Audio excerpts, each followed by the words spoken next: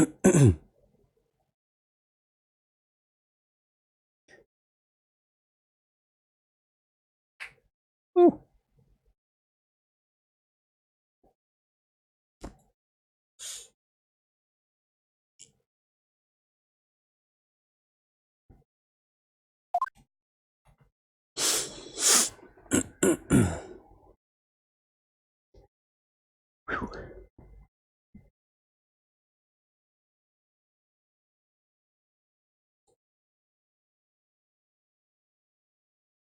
Hey everybody, the Respiral here, and welcome back to more of Ace Attorney Investigations 2, Prosecutor's Path.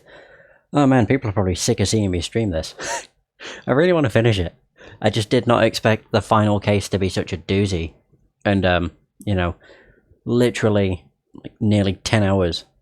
It's probably what it's gonna be, to be fair, but I don't know, we'll see. Anyway, let's go. Yeah, we're at middle part 2. John. So that guy was my dad. He found out about his own birth so suddenly. And furthermore, his newfound father is no longer in this world. I'd always been searching for my dad. John. I get it, alright. He's the president. I know it's a complicated situation. But we even met face to face during the filming. So then, why, huh? Why didn't he tell me who he really was? I'm sorry, John. Mom, you don't need to apologize. No matter how you look at it, it's all my fault. Yesterday I broke my promise with you and didn't even notice the fire on the roof. So I destroyed everything. I crushed it all. My dad, and those flowers that my mom carefully grew. John, please, for now, just don't think about anything. Just stay like this for a little while. Just for a little while, okay? Aw, poor kid. He literally lost everything. The bond between a parent and a child. That's the meaning behind Lion Lilies. I know it's not my style, but that flower is from Zangfar. However, we have no means of protecting that bond. Agent Lang, allow me to say this. The case won't be solved by sentimentality alone. Therefore, shouldn't we do all that we can to solve it? Yeah, you're right. The recreation of the past is finished. Were your father's deductions correct? My old man took his deductions to the grave. He never told anyone about them. So, who knows if they were right or not? In that case, what about your own deductions? I would like to hear what you think happened based on the recreation, in order for us to get closer to the truth of 12 years ago. Yeah, I was thinking it's about time. I can see it now. My old man's back, real close. I'll catch up to him for sure. To the truth that my old man uncovered. Oh!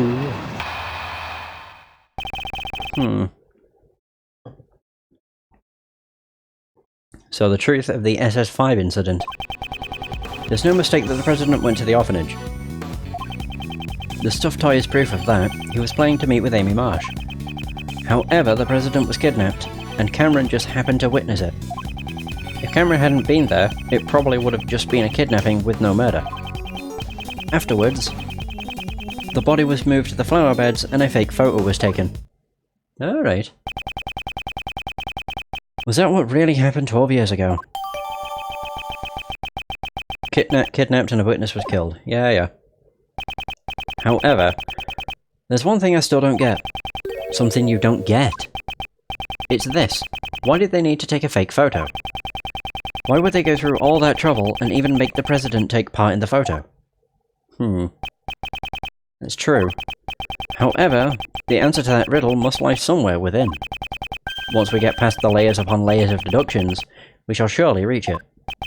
Yeah, that's right. I'd like to hear your deductions as well. Alright. Yeah, I'll just do my usual. Press on everything until I get to what I need to present. Or to the statement I need to present on. Agent Lang, I'd like to verify a few things that may have seemed obvious at first glance. Are we certain that the president actually went to the orphanage? Okay, I get it. You're saying you want proof.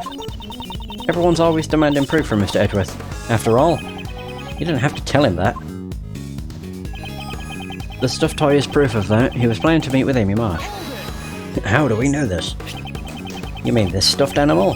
The one with the recording device? That's right. Inside that toy was a recording from John's birth mother, Amy Marsh. Indeed. She said that she would meet with him at midnight. Wow, you two are perfectly in sync. Is sync spelt with an H? I could have sworn it's just spelt S-Y-N-C. Sync. There's no CH. Unless I've been spelling it wrong all these years. Which is entirely possible. Either that or it could be spelt either way. The truth is becoming clear, like you're peeling off the layers of a scallion. Okay, a scallion doesn't have anything on the inside. Please don't make such foreboding analogies. The truth is becoming clear, like you're peeling off the skin of a wolf. Can you stop making those foreboding analogies? Let's get back on track. However, the president was kidnapped and Cameron just happened to witness it. I'd also like to verify the details of this point as much as possible.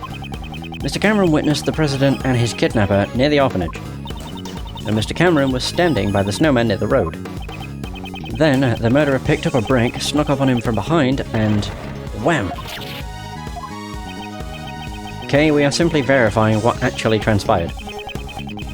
There's no need to be scared.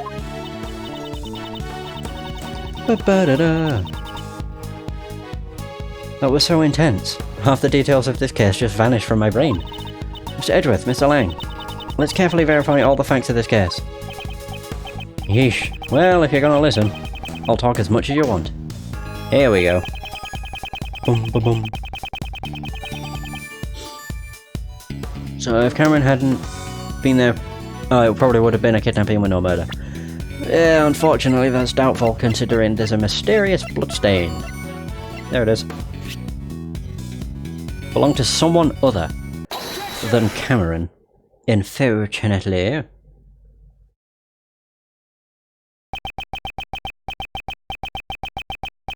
If the eyewitness Cameron had not been there, no murder would have taken place. Is that really the case?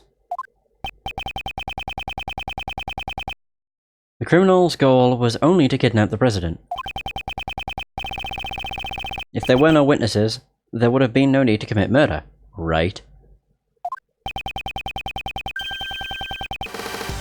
And what if Cameron wasn't the only one who was murdered? There was a large bloodstain near the flower beds, however Cameron was murdered near the snowman. Ergo, this bloodstain could not have belonged to Cameron. Someone else's blood was spilled, and quite a vast amount at that. Of course, not too fast. Hey, Mr. Prosecutor.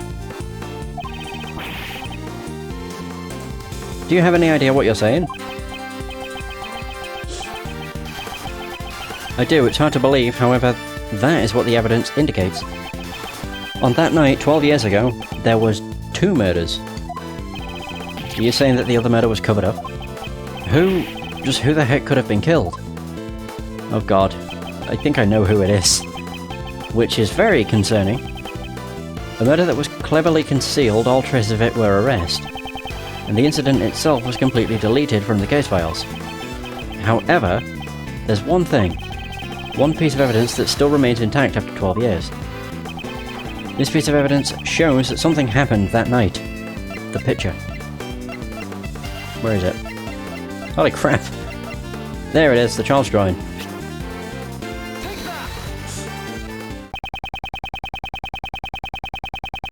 The other murder incident was buried in the dark by Blaise de Best. However, there is still one piece of evidence that remains. Agent Lang, it survived by your father's hands.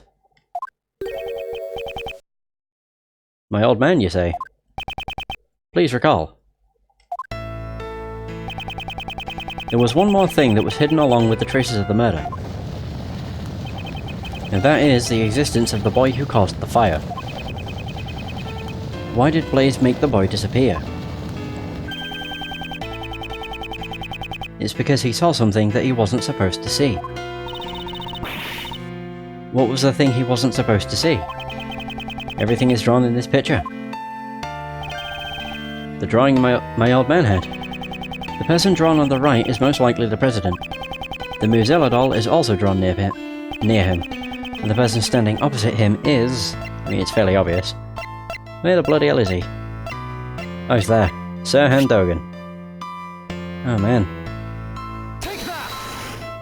So Dogan killed the president 12 years ago.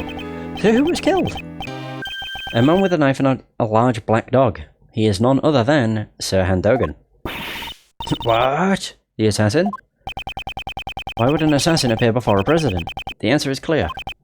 Indeed, what occurred that night on the orphanage grounds 12 years ago was not a kidnapping. It was a presidential assassination.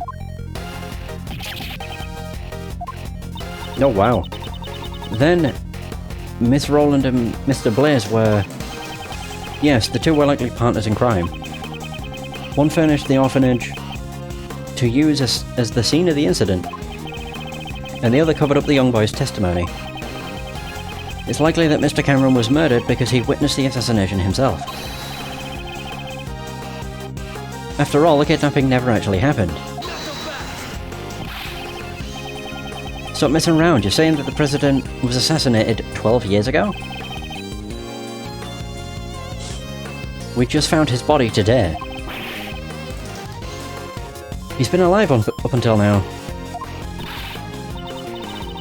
That's right, I mean, we met him ourselves. If the president was assassinated 12 years ago, and the president's body was found today, that would imply there were two presidents. Yeah, and that can't be right. Are you sure about that? There is the possibility that there were two presidents. That's right. Up until now, I've been getting a strange feeling from the president. Even so, I still respect the man. Zengfa is a small country, but he carried the nation with his strength. The image of President Huang that Agent Lang described does not. You are wrong. He revealed his true form. Differs far too greatly from the President Huang we know or knew.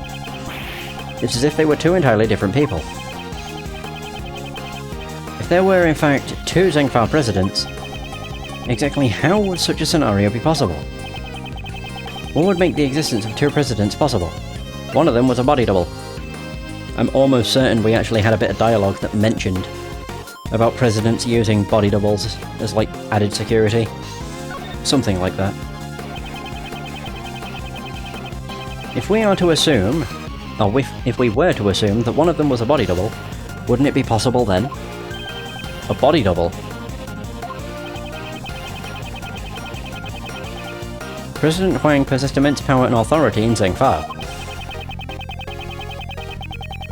I'm sure there were those who envied his position and made attempts on his life.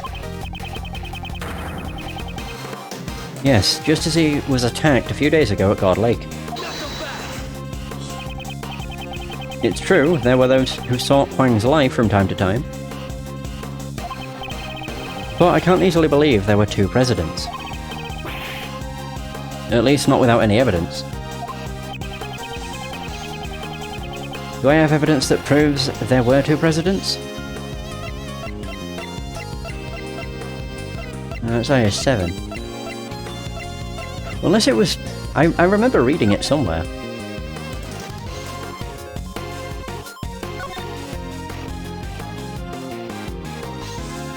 No.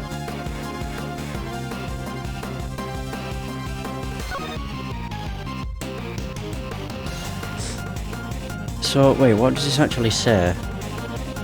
Was kidnapped on February 10th. Was at the Zengfa embassy until midnight. Wasn't he at the orphanage at midnight, though? And also, wasn't it a different day? I definitely remember reading it. Oh yeah, I need to switch screen. If it's wrong, it's wrong. Does Agent Lang not notice this contradiction? Or has he noticed it but can't admit it? Hang on a minute, I can actually look at the... That was right, so it doesn't really matter. Can record and playback audio. Can I not listen to it? That's Nicole's. Ah, here we go. Oh, it doesn't really say what time that was at, though. Wasn't it 11 PM? If I looked at his autopsy...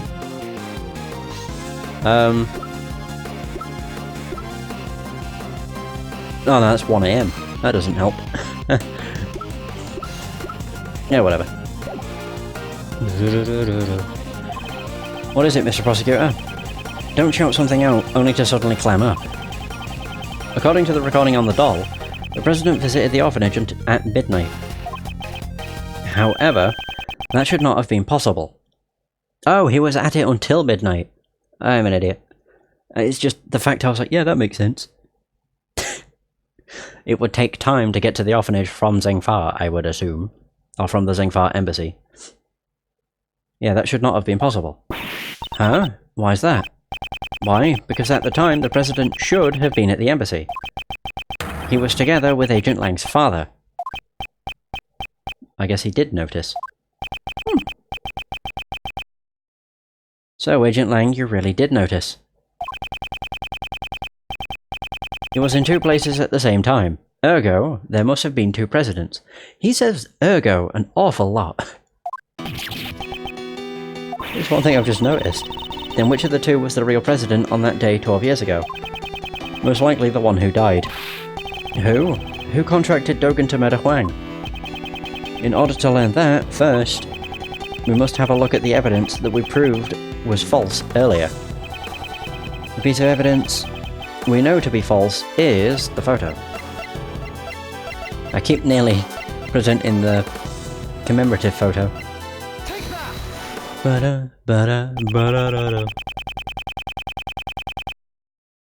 photo taken with Cameron's camera was taken after he was murdered.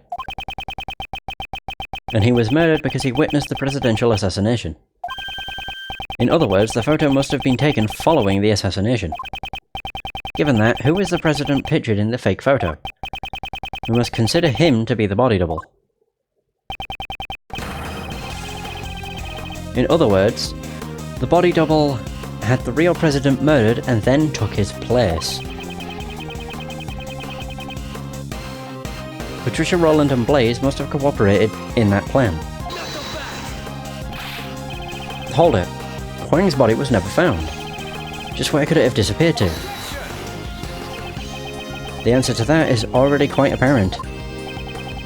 This is where the real president's body was. Oh. Is that what her report was mentioning? The thing he laid to rest. Oh, that is literally talking about a body.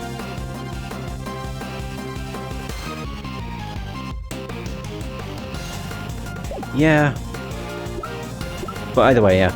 It would be the footprints. Dig up the ransom money. Ah. Last night there was something Blaze had to unearth with his own 2 hands. That item was not the ransom. It was something far more important. So Blaze unburied the real president's body. The possibility is quite high. What'd you say? The bones from the body buried 12 years ago would have still remained. According to Mr. Powers, construction was to begin soon at this lot.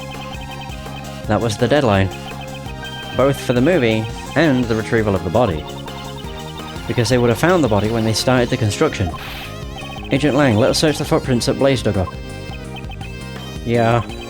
If the body was buried there, there'd be traces of it.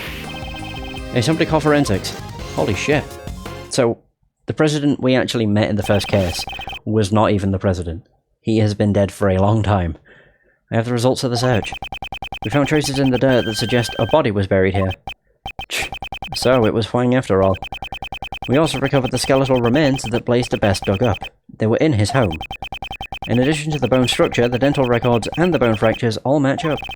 We can confirm that it was indeed President Huang. What? So the real President Huang was indeed killed 12 years ago. Holy fuck. And nobody was none the wiser? Or were they all in on it? Like Rook and Knightley? Like, that's what I don't get. The SS5 incident was a murder. Concrete is broken, the ground buried, yes. Dug by Blaze to retrieve the body. Holy fuck. I just have to assume that everybody was in on it. On the President being a body double. So the SS incident was actually a murder incident. But there's so much information, it's way too confusing. Indeed. Let us take this opportunity to review the details of the case. First, the real President came to the orphanage, right? Oh man. 12 years ago. The true President Huang visited the orphanage in order to meet his son.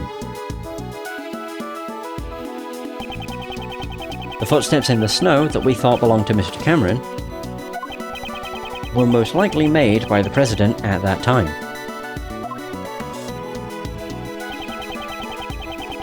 President Huang was supposed to meet his son here. However, the one who actually showed up was the assassin, Sirhan Dogan. Right. He came here to meet his son but was murdered instead. How horrible. A man like Dogan shows no mercy. And after that, the second tragedy occurred. You mean Mr. Cameron's murder? Indeed. Mr. Cameron saw the decisive moment. What is with the two Ks? After the real President was killed by Dogan, his body was carried to the rear courtyard by K for kidnappers, duh. By the team of kidnappers. Mr. Cameron must have witnessed that moment.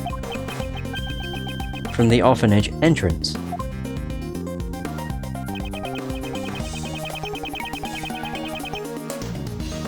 Although he himself believed that he had actually witnessed a kidnapping. Furthermore, by this time, the body double who had come to meet up with Blaze and Miss Rowland was already standing behind Mr. Cameron, so it was the body double that killed him. And the witness to the incident, Mr. Cameron, was killed by the body double. So, was Mr. Cameron's corpse also carried by the body double? Yes, that seems likely. But there wasn't anything at the crime scene that looked like the body double's footprints. Huh, I've already figured out how he accomplished that. There is a piece of evidence that would have made it possible. What did the body double use to move the body without leaving any footprints? Would it be the victim's shoes by any chance? You know, we have so many pages to go through.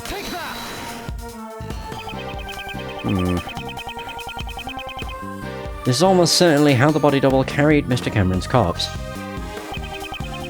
After Mr. Cameron was killed, yes, as he gets X'd out, the President's body double carried him into the middle of the garden.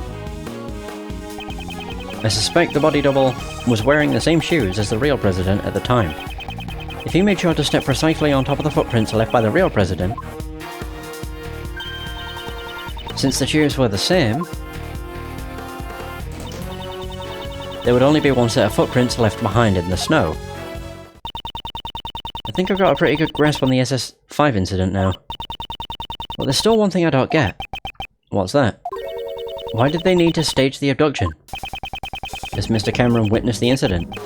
He saw the President at the orphanage. He left behind he left behind witness testimony on Miss Crane's answering machine. Even Blaze couldn't make that disappear. Ergo, the body double needed a reason for the President to have been at the orphanage. And that's why they prepared the fake kidnapping charade. The people in the fake photo are the body double, and, most likely, Patricia Rowland. The person in the coat is Miss Rowland? What makes you say that? The two would have to leave the orphanage in order to take the picture. Just like when he moved the body, the double used the real President's footprints. So the second set of footprints must belong to the person in the coat.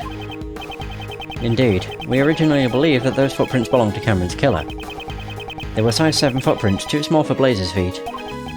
Thus, we can presume that the person playing the part of the kidnapper was Patricia Rowland.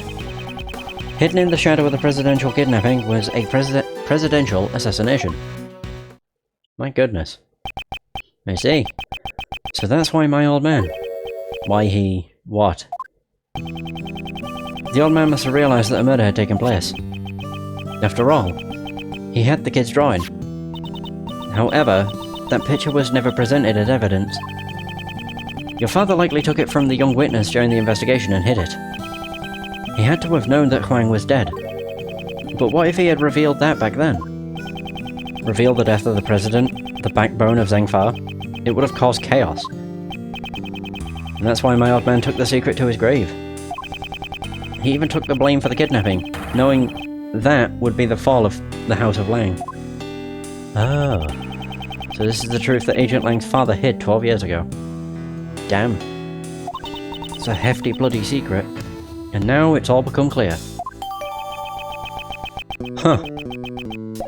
Sheesh. Is that really the case, I wonder?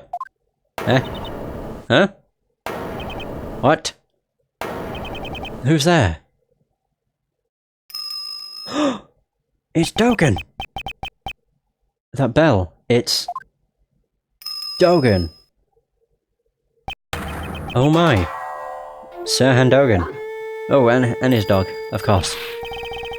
You, why are you here? How can you just brazenly show up here? Who do you think you are, pal? I found the conversation most intriguing, and I just... well...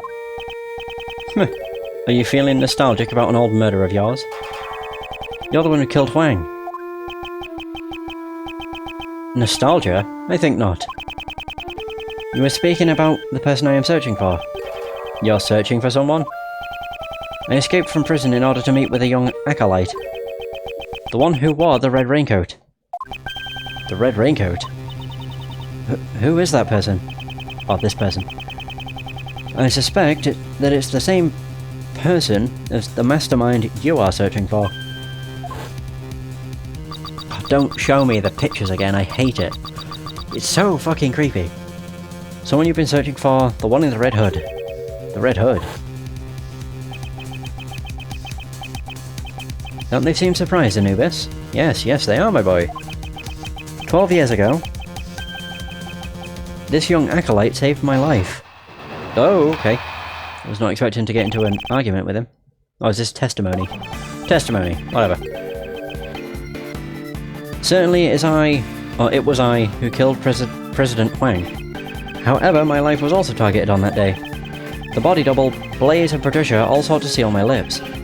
Had I not been reunited with the young acolyte back then, I would have been in danger. But alas, even to this day, I do not know what has become of the young acolyte. Interesting. So your client was indeed the body double, who was the main perpetrator of the crime. It was a long time ago, but I remember his words even now. There have been countless attempts on my life, not just once or twice, countless. And yet, why must I be the only one to face the danger? When I stand before the people, I garner the same respect as the President does.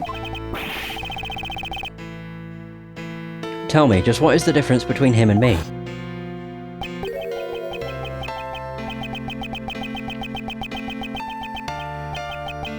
The difference was great. While the voice and style of speech may be the same, one can mimic the body, but the heart cannot be reproduced. I suppose his own weaknesses cost him in his quest to become a leader. Indeed. Now that Rook's gone, I'm in charge. I'm not sure if you're as capable as Rook was. What are you saying? I'm totally the leader now. Perhaps the king and his knight were not so different after all. The double believed that the president's only weakness was a woman called Amy. To find the woman, he needed the assistance of someone from this country. So, he joined forces with Blaze. After determining her whereabouts, he simply waited for the right opportunity. That chance came with the meeting at the orphanage. Indeed, the director of the orphanage was bribed and brought in as an accomplice. You must be referring to Patricia Rowland. Well, given what I've told you, do you realise the whereabouts of the young acolyte now? You mean the boy who saved you? But how do you know that he is the mastermind? That day, the young one caused a fire at the garden of the orphanage. You're talking about the kid who started the fire as a prank. A prank? Not at all. On that night 12 years ago, the young acolyte was hiding inside the igloo. It seems he witnessed Patricia and Blaze moving the body from his hiding place. Apparently he heard them talking during that time.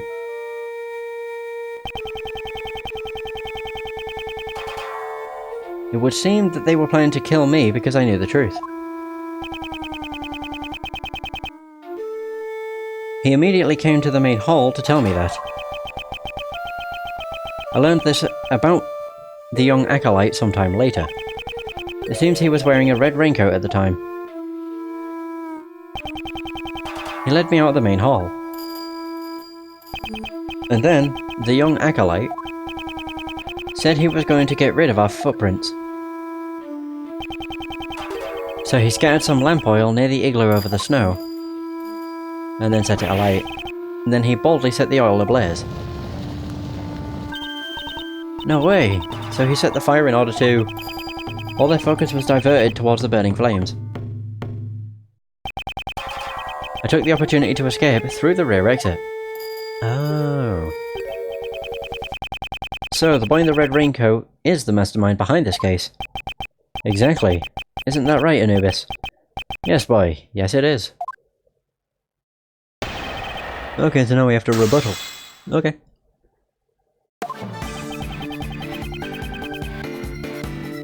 So certainly as I have killed President Wang. You admitted that rather easily. These days, I have long grown tired of killing. But in those... halcyon days? No idea. I devoted myself to the path of an executioner. If one cannot admit that much, what can he admit? Right, Anubis? Yes, yes, my boy. I feel like he's saying something scary, but it's kind of hard to understand him. This fallen priest is saying he has no feelings about the president's death. Dogen the assassin and escaped prisoner. He should be a despicable opponent, but... silencing him now would be imprudent. I must keep my composure and let him talk. I understand your point. You killed the president. That is correct. The aim of my blade never misses its mark. My life was also targeted. Yeah, by Blaze and Patricia. Your life was targeted, you the assassin. The hunter becomes the hunted. The Buddhist becomes the Buddha. Okay, you don't have to make up strange proverbs. Life is transient, especially for an assassin whose life is always exposed to danger. So does that mean people you've tried to kill have fought back? That is a rare occurrence. However, this was different. The body double, Blaze, and Patricia all sought to seal my lips. I don't know why I'm reading it again, I've already read these. Whatever. So Handogen, you are a master assassin. As such, could you not have evaded an attack from those three and fled the scene? You greatly overestimate me.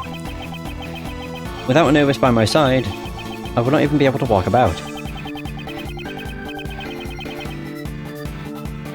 If those three were to attack me all at once, I would not stand a chance. I see, so even an assassin will fall to superior numbers in a frontal assault. I suppose one could say that I, Sir Handogen, would have suffered a shameful defeat.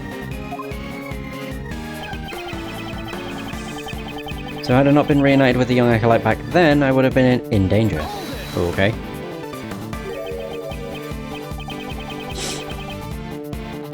Reunited? Oh, pardon me. So, when did you first meet with him? That would be 18 years ago. On the 24th of December. That is a rather long time ago. On that day, our roles were reversed. I saved the young one's life. Oh? There was an unusual snowstorm on that day. The temperature was well below freezing.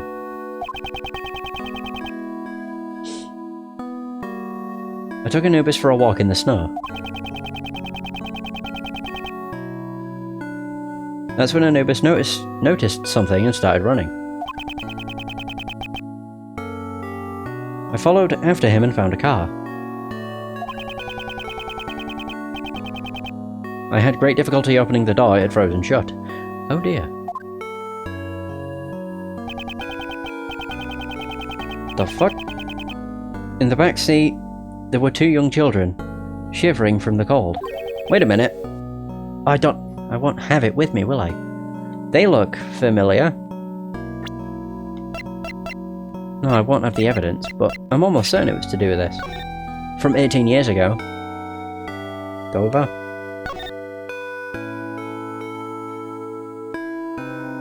Are those the sons?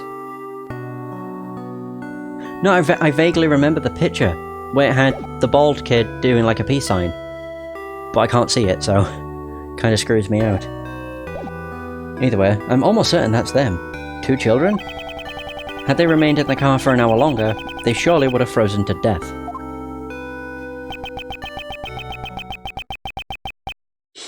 I brought the 2 of them to a nearby orphanage. Is there anything about Dogen's story that concerns me? There is something. The date. Because it was very close. Was it the same date as the IS-7? Because I thought that was New Year's. I didn't even really check. Oh! It's literally 18 years ago. Yeah. No, I thought it was like a New Year's Eve thing. My bad. Yeah, I wasn't even paying attention to that. I was only concerned with the kids. Which were still tied up with the same incident, so, you know.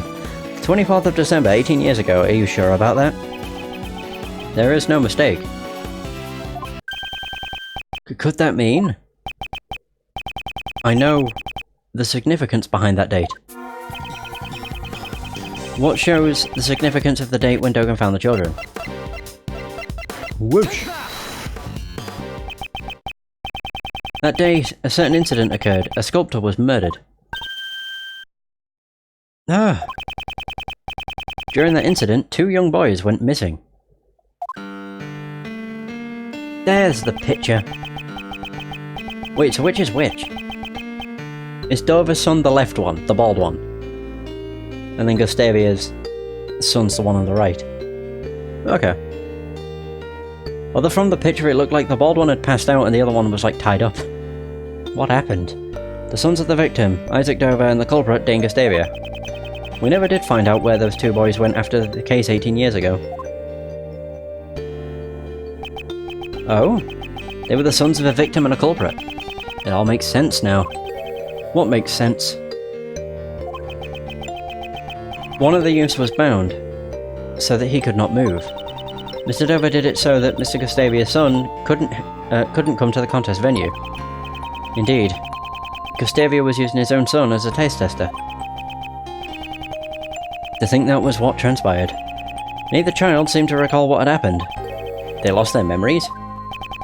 The acolyte told me this when we were reunited 12 years ago. The pair were placed in an extreme situation, on the verge of freezing to death. That trauma led them both to suffer from amnesia. Neither could so much as remember his own name. So, they didn't even know that they were the sons of Mr. Dover and Mr. Gustavia. Indeed, while we cannot say it conclusively, the probability is quite high. However, we still don't have enough information to deduce the mastermind's identity. Dogen, would you please continue your story? Very well. Alright. Whew. Dogen and the Acolyte. I continued my correspondence with the young Acolyte even after entering prison. Recently, that has all come to an abrupt halt, however. It left me quite concerned. Furthermore, those involved in the crime 12 years ago were all drawn into incidents one by one. I grew more and more curious, and so I absconded briefly from the prison. Ah, that's why he escaped. Those involved 12 years ago were Patricia Rowland, Blaise DeBest, and President Huang's body double. And Miss Rowland was the warden of Mr. Dogen's prison. That must be why he got special treatment. Okay, I blackmailed the warden. That woman had tried to kill me. Perhaps the good prosecutor has already deduced the reason. You murdered President Huang, however, the world still believed he was alive. If you were able to prove the president was a fake, both Patricia Rowland and Blaise the Best would have been in danger. That is correct. And I had heard the proof with my own ears. I'll be waiting in the courtyard of the orphanage at midnight on February 9th. Even if it's just once, I want John to be able to meet you. I'm sorry if I'm being selfish, but I'll be waiting. Oh dear. The bell. Oh!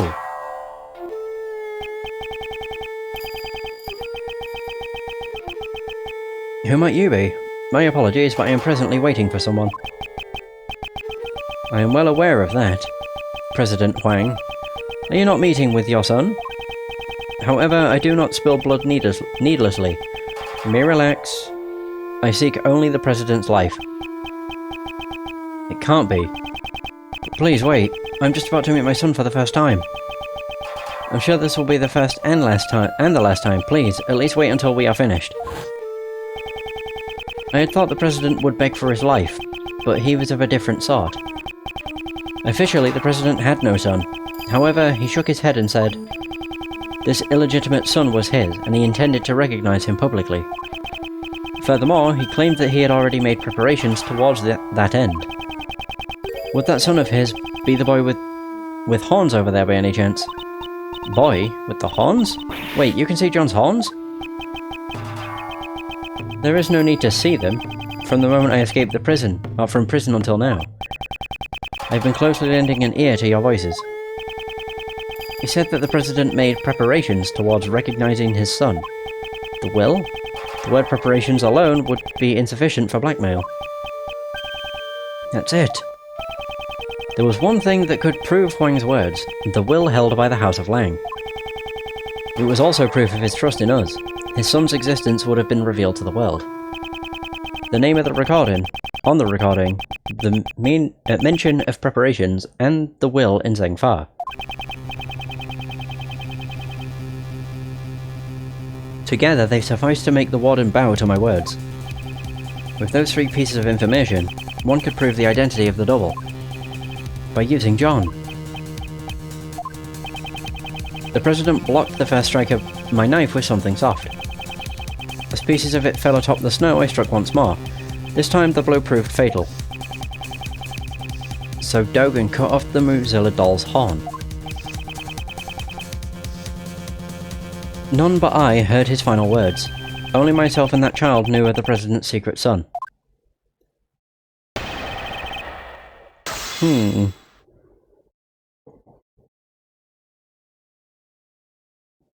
Okay, so Dogen and the Acolyte. I continued my correspondence with the young Acolyte even after entering prison. Okay. In other words, you contacted him from prison. That is correct. A post office box was used. A post office box? It would allow one to send and receive letters without revealing the recipient's location.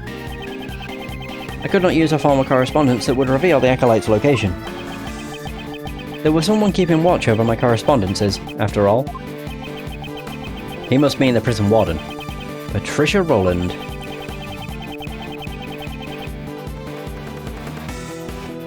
Could you be more specific about the nature of your correspondences? Well, they were mainly moves for my correspondence chess matches. Correspondence chess? If I recall, the person you were playing against was Knightley. This might be hard to believe, but Dogen's chess opponent was... Are you saying he was playing against Mr. Knightley? Wasn't it Horace Knightley? We certainly found the correspondence chess memo in Knightley's cell. Yeah, so now it's getting added back to evidence. Yeah, correspondence chess memo sent from Dogen to Knightley, typed on a word processor. Does that mean Knightley Boy was the kid from the IS-7 incident? Could that really be true? Is there any evidence connecting Knightley to the IS-7 incident?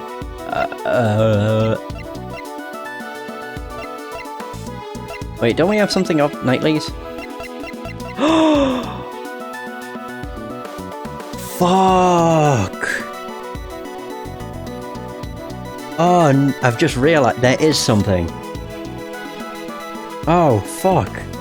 Yeah, the ring. It's the one thing we found with Dover's body. As soon as I thought of it, it just instantly... I remembered seeing Dover's body in the chest, and there was a ring by his side. Oh no!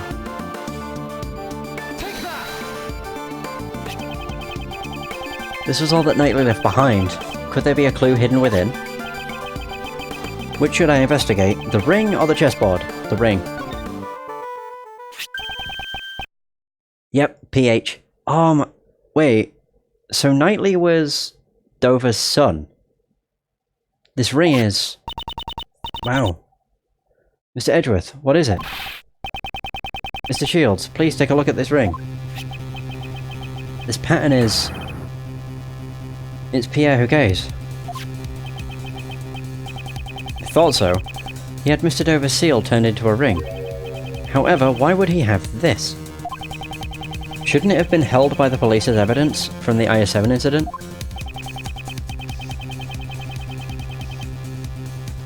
After the incident, the seal was returned to the victim's next of kin. And Mr. Dover's only family was his son. But since no one knew where the son had gone to, it took a while to get it to him. I heard that the police had finally found him and delivered his inheritance, but... So the seal was thereby safely delivered to his son. And then, he turned the seal into a ring and wore it on his person. A ring Knightley made from his father's memento and portable chessboard. So, Mr. Knightley was Mr. Dover's son. The police aren't fools. I'm sure they did a thorough check before handing over the seal. If someone involved in the IS-7 incident was his chess opponent... Knightley, huh? Then that man must be the mastermind behind this case. No, he's dead. But Knightley is dead. He cannot be involved in this incident. How about that? The only one who could be the mastermind was himself a murder victim.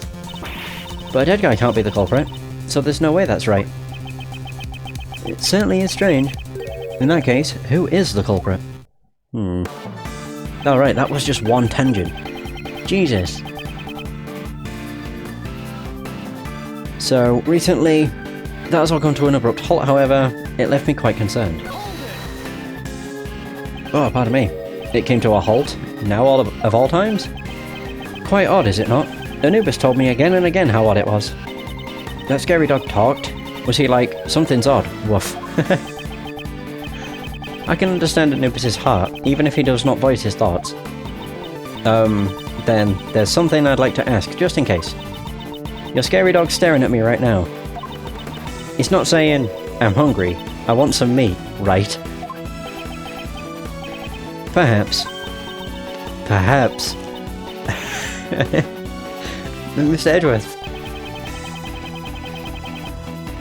It seems she's not much good with the assassin's dog. Good boy, good boy. There's a good boy. So then.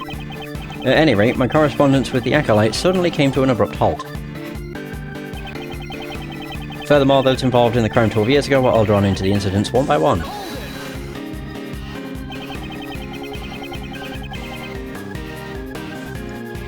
That certainly does seem too much for a mere coincidence. The body double of D. Young Huang, the president of Zengfar, faked an assassination plot. Patricia Rowland, the prison warden, murdered Horace Knightley, and Blaise de Best, the chairman of the PIC, murdered Joe Crane. Come to think of it, as I have been investigating these cases, I have felt the presence of some force behind the scenes. Wait, what was the first case we did? Oh, it was the fake assassination plot, wasn't it? No. The fake assassination plot. Then it was the prison. Then it was... Wait. I don't remember, actually. We had the fake assassination plot, then the prison. Then it was Blaise? No, it wasn't. Oh, it was fucking the IS-7 incident. Yes, then it was Blaise de Best, and then it was this. Okay. I got really confused and I was like, has there only been 4 cases? Even within the prison, I could tell that this was no insignificant event. I grew more and more curious. I absconded briefly from the prison. So that's why you escaped. You absconded briefly from the prison. I cannot forgive such a criminal act. You stole your way out of prison. I cannot forgive such a thieving act. Relax, no one was hurt. I merely have connections that allow me to set foot outside. But even so, you can't just escape from prison, pal. Arrest him, arrest him! That won't be necessary. Once my business is done, I shall return to my cell. You trying to make fools of us? A prison isn't the kind of place you can just enter and leave at will. The wolf may say that, but one can see that the wolf and his pack also share an interest in the tales of my past. Shh. Agent Lang, Detective Gumshoe. There are still a few things I must ask Dogen. Please postpone matters until then. Yes, sir. I knew you'd say that, Mr. Edgeworth. Damn it all. But I'm not taking my eye off you for a second. Oh, this is new. Writing letters in Braille can be a rather enjoyable pastime. Wait a minute. This correspondence isn't in Braille. No. It said typed on a word processor. Yeah. Interesting. Does he know? Wait, if that was typed on a word processor and he wrote them in Braille, was there somebody doing things behind the scenes? Oh, I guess. Like a middleman, I guess, that was translating from Braille to Word, and then from Word to Braille, I guess. I'm certain you said you wrote your letters in Braille. Correct. The good prosecutor must know that I am lacking in sight, do you not? The correspondence chest letter we found had been typed out using a word processor. What? That cannot be. What do you mean? So, someone went out of their way to retype the letters on a computer. Could another person have acted as a middleman between Dogen and Knightley? What do you mean? Dogen wrote his letters in Braille, however, by the time it reached Knightley, it had been rewritten on a word processor. We must assume that some middleman rewrote these letters, and the reverse can also be said. That same somebody might have taken the letters Knightley wrote and re-delivered them to Dogen. Yes, that is indeed true. The mastermind retyped Dogen's letters with a word processor and sent them to Knightley. Huh. Knightley and Dogen both communicated through a certain individual. Dogen, were the letters that reached you? They were in Braille, of course. So, Knightley Boy's letters must have been transposed by that same person as well. Oh? Then that somebody must be the mastermind behind the case. You're saying there's someone else who's the mastermind behind this case? Then who the hell is it? Dover's son, Knightley, is already deceased. In that case, there is one more youth that we should consider to be the mastermind. You mean Dame Gustavia's son? But who the heck is he? If Knightley is Dover's son, then Gustavia's son must be... Well, we're the only friends... Wait. We're the only friends either of us has had since childhood. He was the same as me. We never had real families. I've just realised who this person is. It can't be. Could it? Could it really be him? Mr. Edgeworth, what is it? You've gone all pale. I figured it out. The identity of the mastermind has been controlling this case from the shadows. What? Who in the world is it? I don't want to believe it myself. But it is someone we know quite well. Oh, fuck. Really? That's a twist and a fucking half. Where the hell's his profile? Oh, there it is. Yeah. It's gotta be. Oh my god. It's Simon. He said him and Knightley were, well, as it showed, childhood friends. And they ended up being the same as each other. Fuck me. How? Let me guess, he has two personalities of More so, he has a front, or persona that he puts on, and then a true self. Kinda like, I can't remember his name. From Justice for All, the final case, with the guy that says refreshing as a spring breeze. The mastermind behind this case sent a letter to Jill Crane, which deceived Blaze. Furthermore, he kidnapped John and eavesdropped on us. However, of all his actions, the one I have not been able to get out of my mind is abducting or kidnapping Kay. It's how he brought an unconscious Kay to the roof.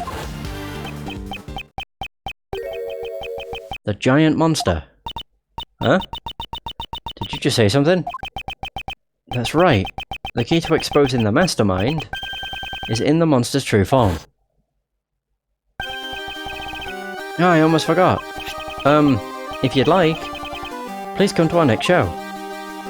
Oh! I'll also be performing in it. The Very Big Circus is always fabulous and fun for all ages. What a clever bastard. Miss Swift, there is something I would like to ask of you. What? You mean me? You said that you recorded the sound of Moozilla spewing flames. Oh. If it was a hot air balloon, or you would hear that whatever the fuck noises. I tried to make it. I didn't realise it sounded nothing like it. Either way, would this decisive evidence of yours be something you recorded on that tape recorder?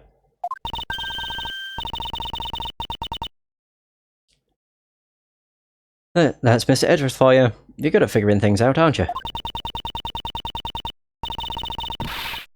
It's the sound of Moozilla spewing out fire. This place nearly became a sea of flames.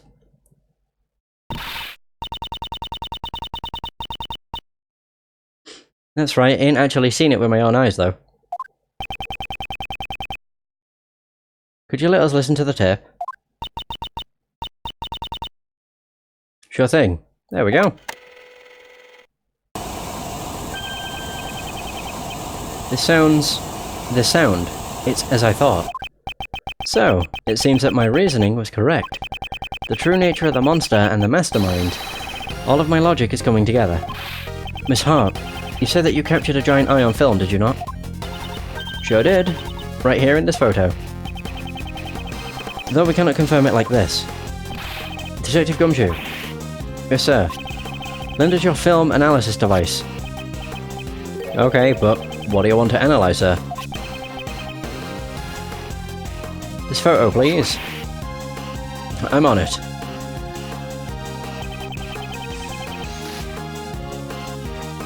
Okay, so now I get to actually zoom in. It's a very new clue in this photo. I'll actually switch screens so it's on the big screen. Ah! There is a new clue. Though I guess I could probably just present anywhere. I'll just present on the eyeball. Bloop!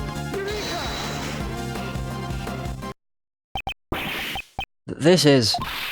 See? Ain't the Moozilla's eye right where I said it would be? Huh. I see. I have finally grasped. The true form of the giant monster that was being controlled by the mastermind.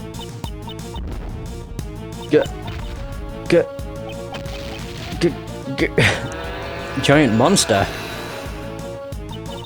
Are you admitting it? You are, aren't you? You're admitting that the mighty Moozilla is real.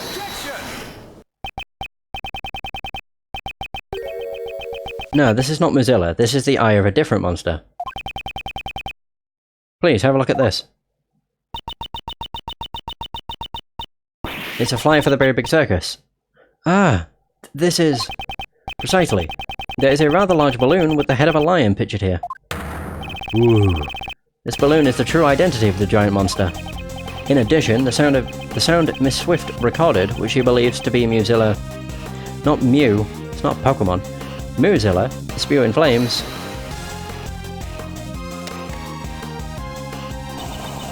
Mr. Prosecutor, don't tell me.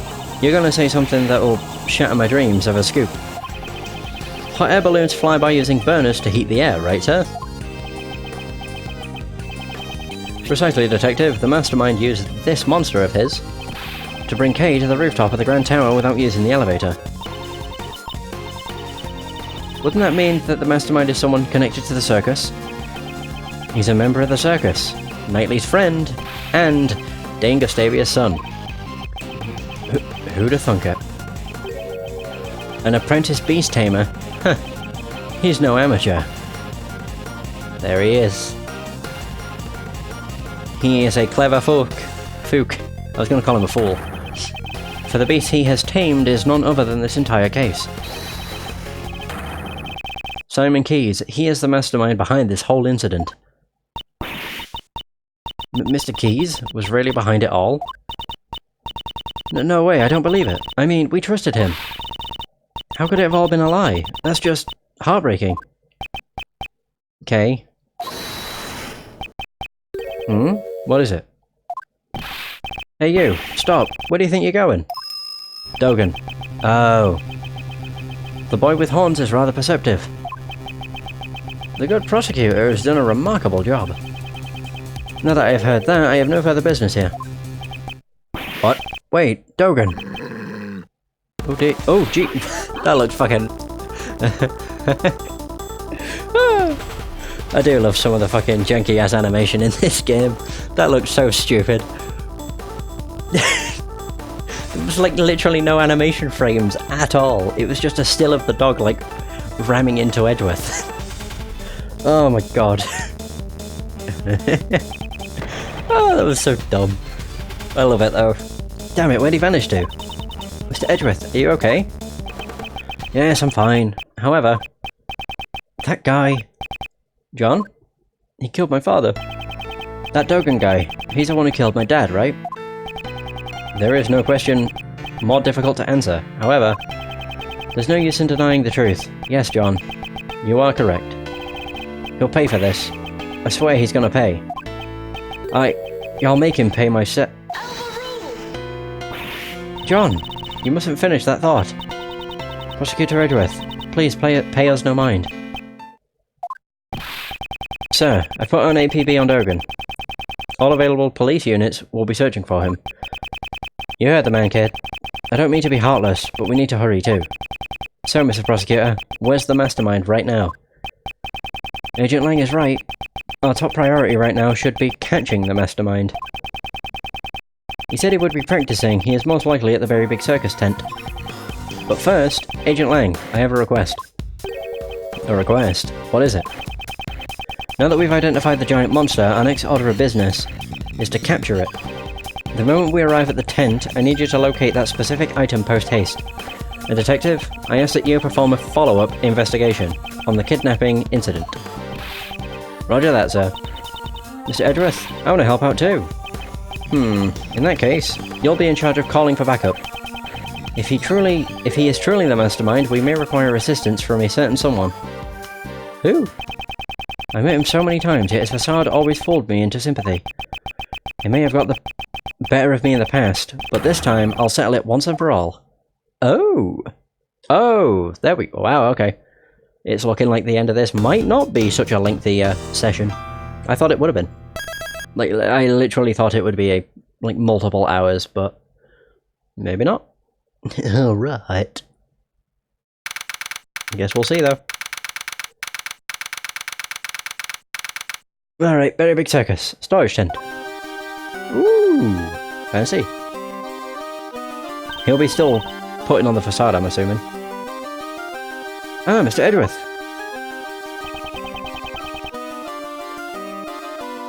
Are you guys here for the show? Mr. Keyes, Miss Berry.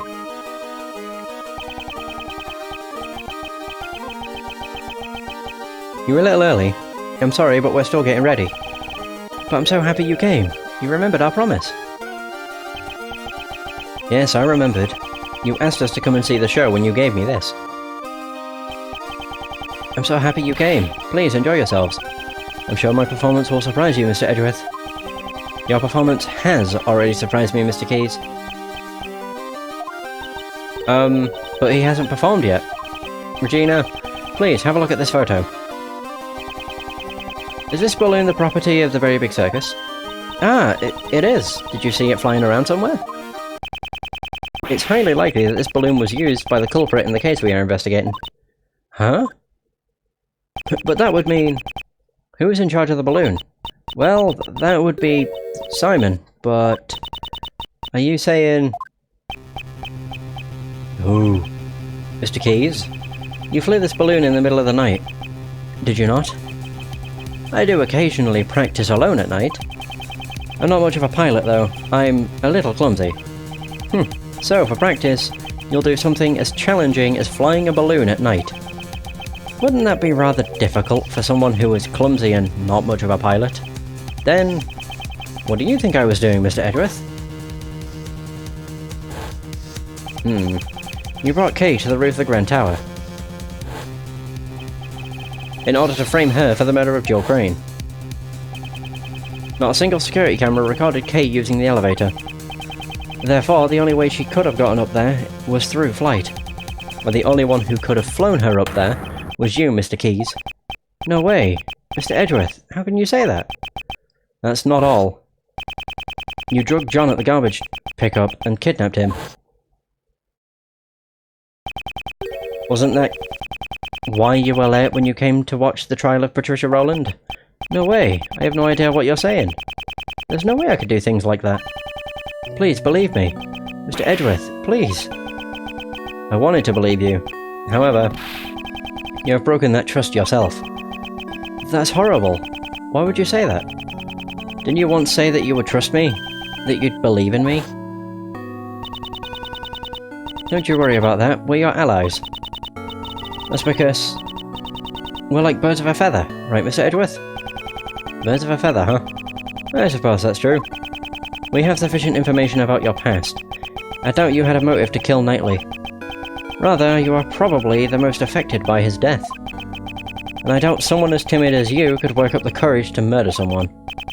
Alright, I'll get you out of here. We'll believe in you. I'm so sad. Those words were all lies. It wasn't a lie. We really did trust you. Kay, even you? You said we were like birds of a feather, and yet... I'm hurt, Kay. You've hurt me deeply. Oh. Hey, Mr. Edgeworth. Maybe Simon isn't a bad guy after all. Yeah, bullshit. I see. So that's how you operate. I understand now all too well. No matter who you face, you find an emotional weakness and exploit it. You guide each person towards the outcome you desire, without them even noticing it. That is how you were able to mastermind the entire case. I may have fallen for your tricks before, but no more. But not this time. Simon Keys, I indict you. So, it's come to this after all. You're always so full of confidence, Mr. Edgeworth. But I rather like that, because now I can rip that confidence to shreds. Oh! Oh shit! Oh wow, alright. So these are his true colours. Oh my. Fuck. Oh, that cat! That cat has a face! Just like, fuck, I've seen some shit. That is a mentally scarred cat. My goodness. Sorry, I'm just staring at it. Good work, everyone. His personality is completely changed. So, the animal tamer who could not tame animals. That was all a facade. This is the real Simon Keys. Simon, that's not true, is it? Truth or lie, what difference does it make? So he's Gustavia's son. He looks more like Dover. Well, probably because of the hairstyle, to be fair. Mr. Edgeworth just made me a little upset, that's all.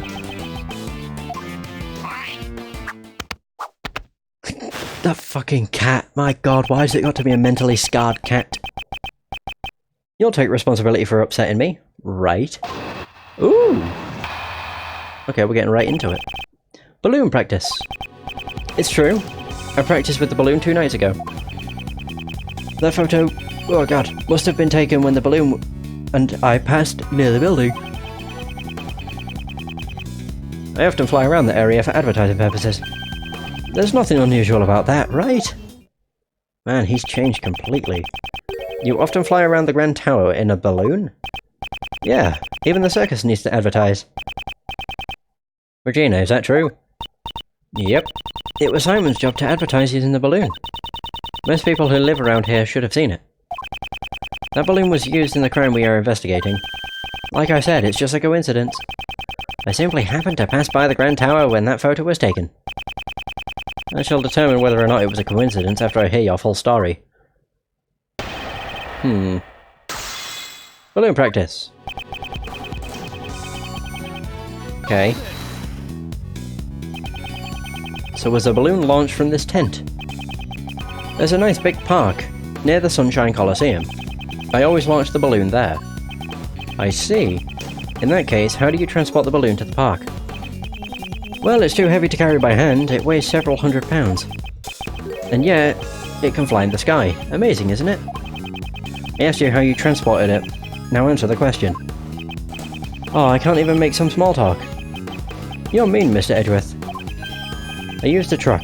The balloon is loaded onto the back of the truck. A truck? Yeah. The last time I took the truck and the balloon out was 2 days ago. Cannot overlook that piece of testimony. Ba-dum-bum, ba-dum-bum. Last time I took the truck and the balloon out was 2 days ago. Is that the blue truck? Oh, yeah, it is. If you look at the back, it looks like a balloon. The driver wasn't inside. Ah.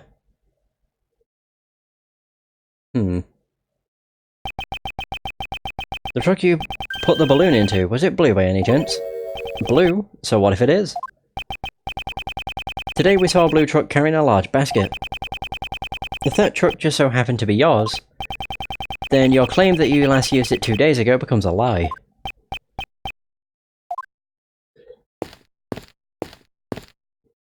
I heard footsteps. Oh, it's Lang. Hey, and Emma. Agent Lang, Emma.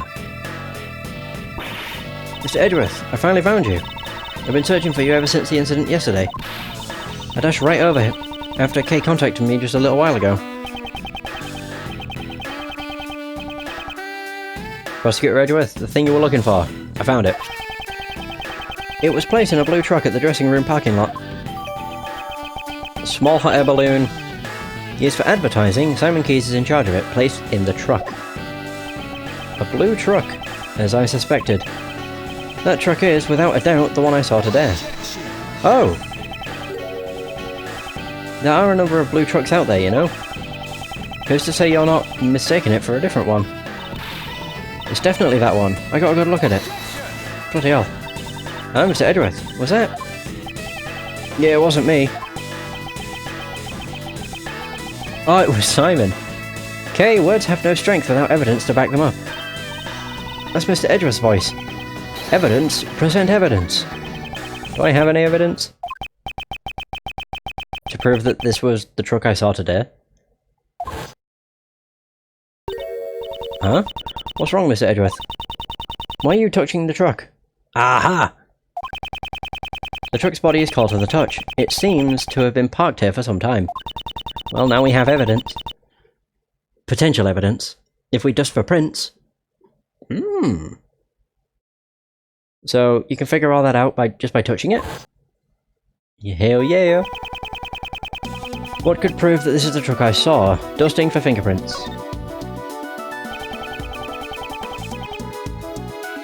I'd like to dust the truck for fingerprints. Fingerprints? What for? I don't see any point in that. A certain person's fingerprints should be left on this truck. And these fingerprints will prove this truck was parked in front of the Grand Tower today. Whose fingerprints prove this truck was in front of the tower? Miles. Edgeworth. Your fingerprints? Indeed. Earlier today, I touched a truck at the plaza, in front of the Grand Tower. I'd like to dust for my prints. Emma, might I request a scientific investigation? That's what I'm here for. Just leave it to me. Oh, shit. Alright, we're all set. Go ahead, Mr. Edgeworth. Wait, you want me to do it?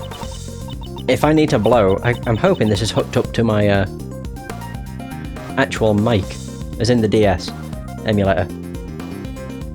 Of course, who else but Mr. Edgeworth would be up to the task? Hey, I'll show you how it's done. Alright then. You're the scientist. Why don't you just do it yourself? first, we sprinkle some aluminium. God, I'm supposed to say it properly. So aluminium powder over the area you want to investigate, like this. Touch the screen to sprinkle the aluminium powder. The powder will adhere to fingerprints, so once you've sprinkled enough, you blow it away. Blow it away? Yeah, just blow on it with your breath. Whoosh. I kind of wish they just put this on a button. Yeah, it's stupid. Blow the powder away by blowing into the microphone. Got it? Yes, I think so. I guess we'll do it for real this time. Just so you know, the key point is to sprinkle the powder all over. Yeah, this is gonna suck. Holy shit, that's a lot of powder. I think, is it moving? I don't even know. I think it is. Oh my god, I'm gonna get like fucking headed. Jesus. I'm actually tempted to just change the microphone settings of the emulator. If I do, I'll save first. Saved! The capture's gonna look a little weird for a second, because I have to Alt-Tab. Yeah, as you can see, it's like very, very stretched. So if I go to config, microphone, wait, use physical microphone, use microphone sample, internal noise, wait, I can use white noise, will that work? Is that working? I can't even tell. I don't think it is. Fuck! Oh no, the one thing that's gonna screw me. No! Microphone sample. Internal noise sample? That might work. I'm not really seeing much. Oh, I think it's on a hotkey. Crap. Maybe. Shoot. Ah, crap. Sorry about this. Microphone, where are you? Microphone disabled. Put it on M. Boom. So now if I press it... Oh, there we go. Perfect. I should just do that in fucking future. Jesus. Right. Now we're back to normal. Son of a bitch. Right, well, we did it, I guess. There we go. Sheesh. I fucking hate gimmicks. We got one. That's a nice clean fingerprint. Let's run the print against mine post-haste. Alright, just leave it to me. There, cool, done. Ah, man. These are definitely your fingerprints, Mr. Edgeworth. Well, it seems to me that we have just proven your statement to be a lie. Ah! What were you doing when you were driving this truck around?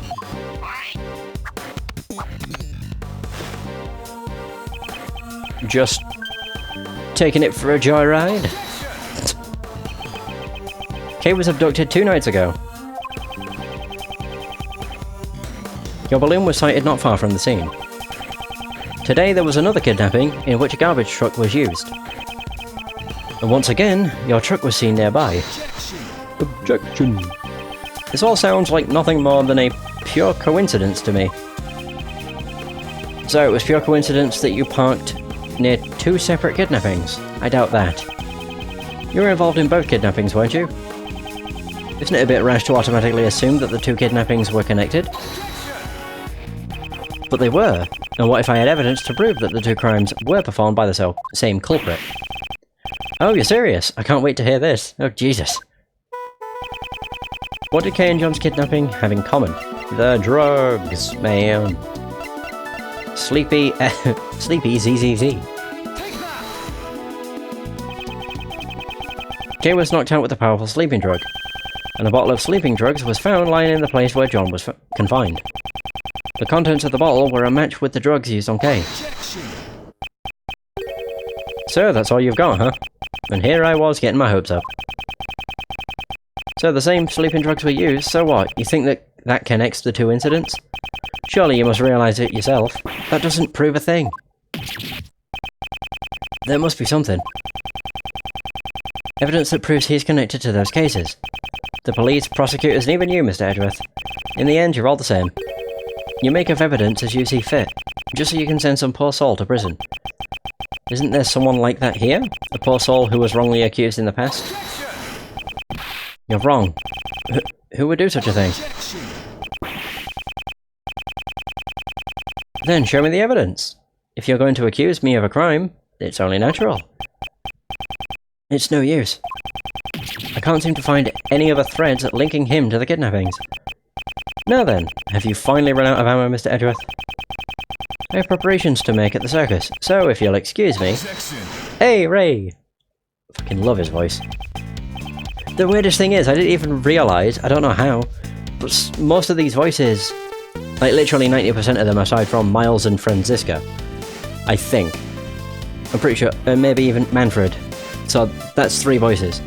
They're the ones that use in voice samples from previous games, I think. Whereas, like for Ray, Courtney, etc., they're all made by the same people that fan-translated the game, which didn't even click. I never would have guessed. There's a few that sound a bit off, or iffy, like Blaze and his objection. But aside from that one, like, they're all really good. Now you two, no need to get so heated.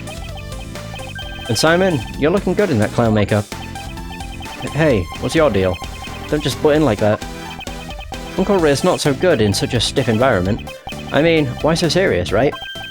Hey Kay, how about a little trick? Oh, I thought you were going to say, how about a hug? Alas, my moment has arrived. The great Kay Faraday presents. Presents. A Simon impression. The objection. What? Why you... Enough already. Psst. Hey Miles, I'm buying you some time to get all your ducks in a row. There's probably a better way to stall for time than this, but whatevs. Woo, nice one, Kay. Oh, Jesus. Well, we are in a circus, so it's, you know, it's suitable. I'm not so sure about this method either. But I have to find something that connects Simon to the case, and I need to find it now. Is there evidence not related to the kidnapping that's connected to the mastermind's identity? Yes. Correspondence, you dunce. Again, correspondence, you dunce. That's it. The mastermind is the same person as the young acolyte Dogan was looking for. If I can just connect the young acolyte to Simon... Which piece of evidence could be connected with the mastermind's true identity? Bum ba bum ba bum ba bum ba bum bum bum. I really should just go back from the, like, first page. Be much quicker. There. Knightley and Dogan both communicated through a certain individual. Oh? Then that somebody must be the mastermind behind the case. That's it. The mastermind played a role in the correspondence chess. If I can prove that it was Simon, then... that's enough. Ooh, pardon me. I can't stomach any more of your sorry excuse for a performance. If you have no more objections, then I ask that you let me get back to preparing for the show. Thank you for the help, Mr. Shields. Though you may have taken it a little too far. You sure look happy. I take it you found something. Look at me, I'm Simon. Simon's a clown. Oh, fuck me. The funny clown. Okay, you can stop now. Oh, Jesus. I read that as cheese. Now then, Mr. Keys, do you happen to like chess? That was rather out of the blue. But since you ask, I can't say that I dislike chess. The mastermind played correspondence chess with Sir Dogan. If I recall, it was Knightley who had been playing chess with Dogan, wasn't it? Are you saying that he was the mastermind? There was no way Knightley could have been the mastermind. The reason being, the mastermind had continued to work behind the scenes even after Knightley's death. That being the case, who could have written this letter? I believe someone acted as the middleman between Dogan and Knightley. So you're saying that you think I'm the middleman? And just why would I have to go... Wait. Why would I have to go to all that trouble and do something like that? Most likely to make it appear as if there was there was a connection between Knightley and Dogan. And as a result, Knightley was killed by Patricia Rowland. No way! Are you saying it was all set up so that he would be killed by her? What are you saying? There's no way I could manipulate a person that far. Fucking cat. Look at me. It takes all I have just to get the animals to perform tricks.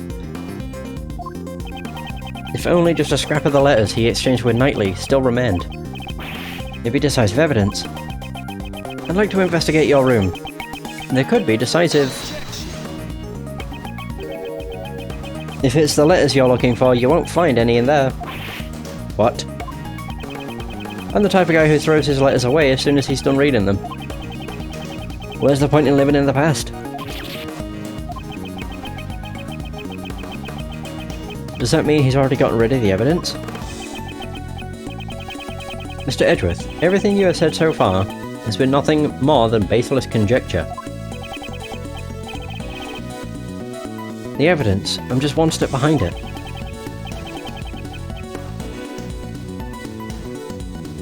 What should I do? Am I all out of moves?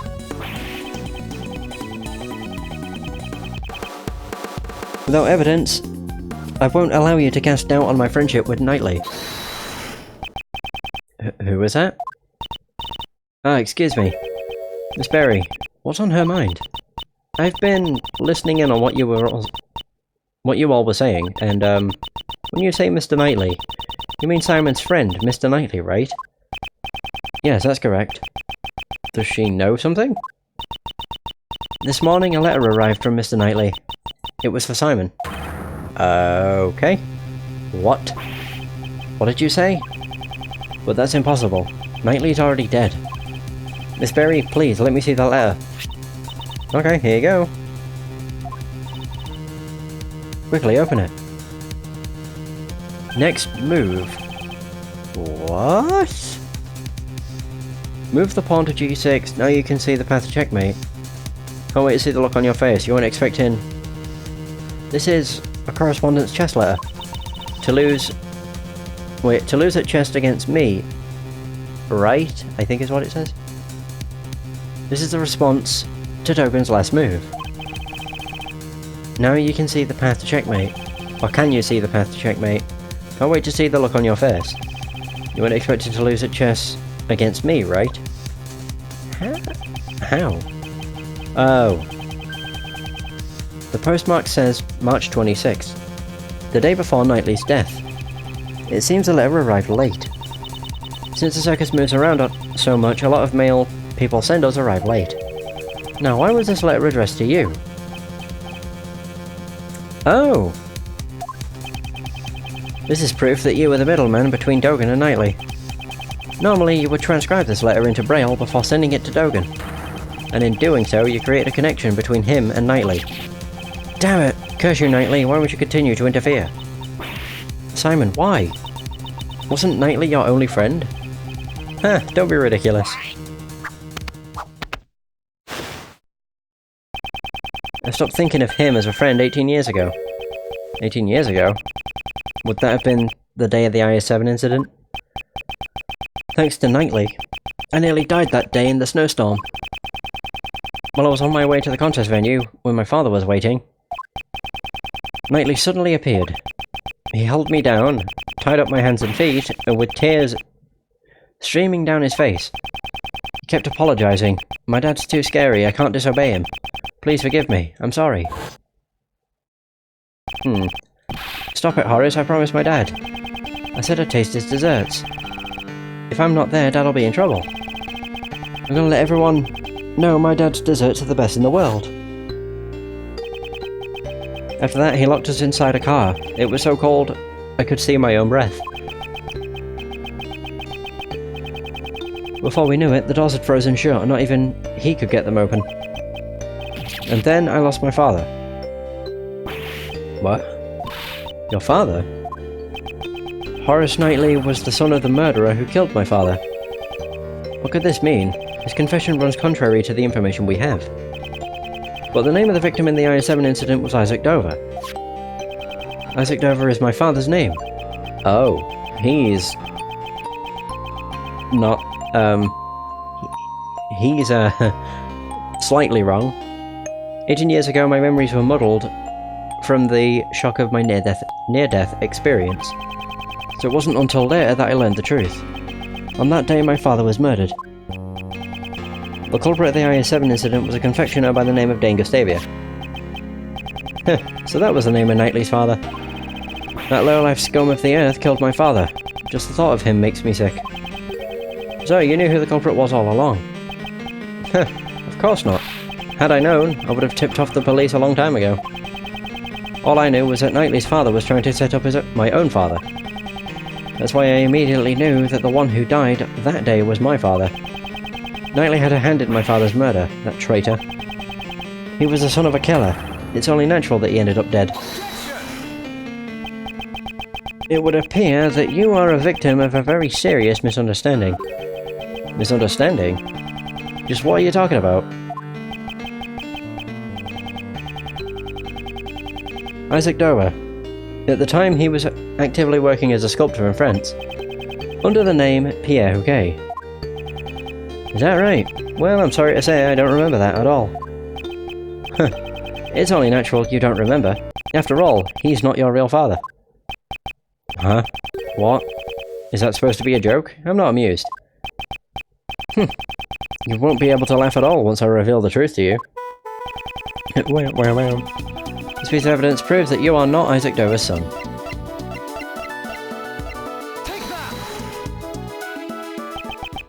What's that? Isn't that Knightley's chessboard and his ring? I want you to take a good look at this ring's design. There are 2 letters inscribed in it. That is the seal Pierre Houquet used as his signature. 18 years ago, it was found lying near the body of Isaac Dover. Why would Knightley have my father's memento with him? The police had found Isaac Dover's son and gave it to him. Isaac Dover's real son is Horace Knightley.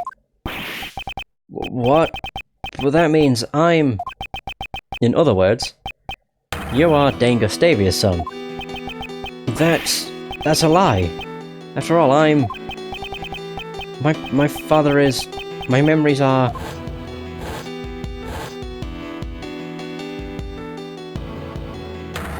Oh... I lost my father because Knightley locked me up in the car. That's why I thought it would be fitting if he were killed as well. Really? I'd be able to see a circus show even in prison? Heh. I enjoy playing chess. I enjoy playing chess with you, but I'm looking forward to your performance as well. Yes, please look forward to it. Alright, you better drop by again. I'll be thinking about my next move. Oh yeah, I left something special inside that chessboard for you. You should check it out later. Something special? Not quite sure what you mean, but thanks. I'll hear you one, Simon. If only you hadn't stopped me 18 years ago. I wouldn't have had to come to this. Huh? Did you say something? Nope, not a word. Goodbye, Horace.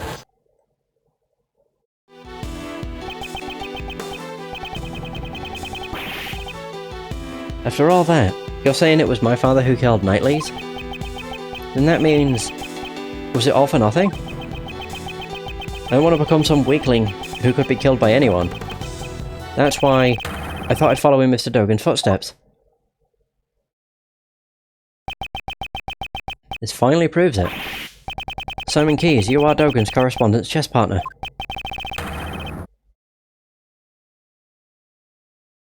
And the mastermind behind this case.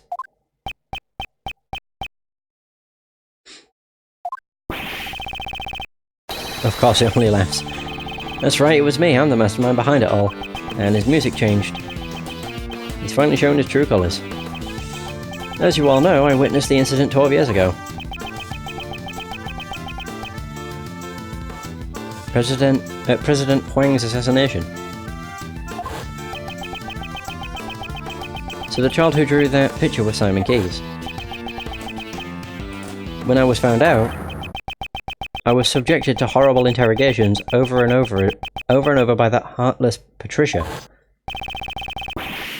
I'd spend the nights trembling in fear, not trembling in my bed, terrified of what the next day would bring. I'm sure you can understand why I'd want to sneak out of there, right? However, Blaze would have likely sent pursuers after you. Exactly, I was on the run from them every waking moment. 24 hours a day, 365 days a year. Couldn't even sleep at night, I'd jump at the slightest noise. That's why I became a circus performer.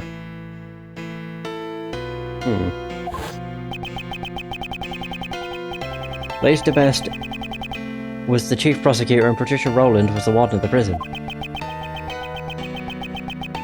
No ordinary person would be a match for those two, and there were no adults I could rely on.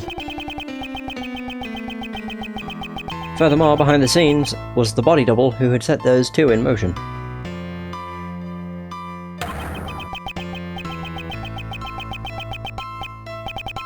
Though he was a fake, I was up against a nation's president. Talk about utter despair, right?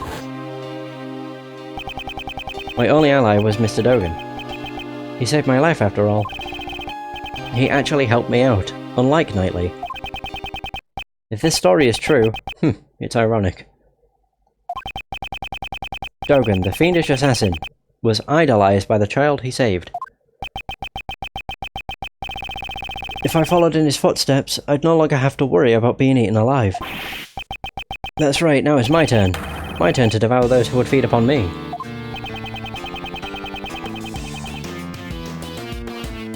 I suppose you never thought to seek help from the police? No way, no way. As long as Blaze was around, any evidence would be destroyed by him. Actually, didn't something like that almost happen today during Patricia's trial? I knew from the very beginning that things would turn out like this. The evidence from Patricia Rowland's trial.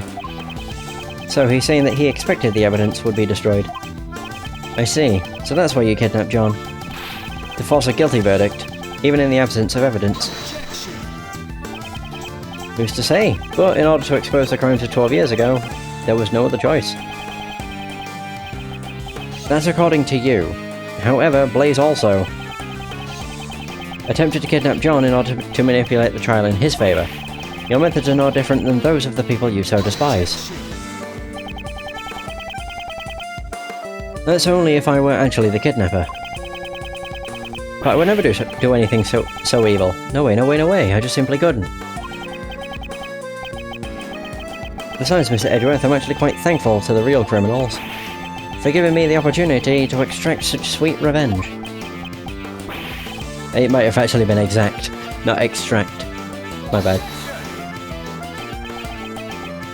So, you admit it, your motive was revenge. Yeah, I admit it. So what? Sure, I held a grudge against those creeps. But it's not like I'm the one who actually killed them, you know?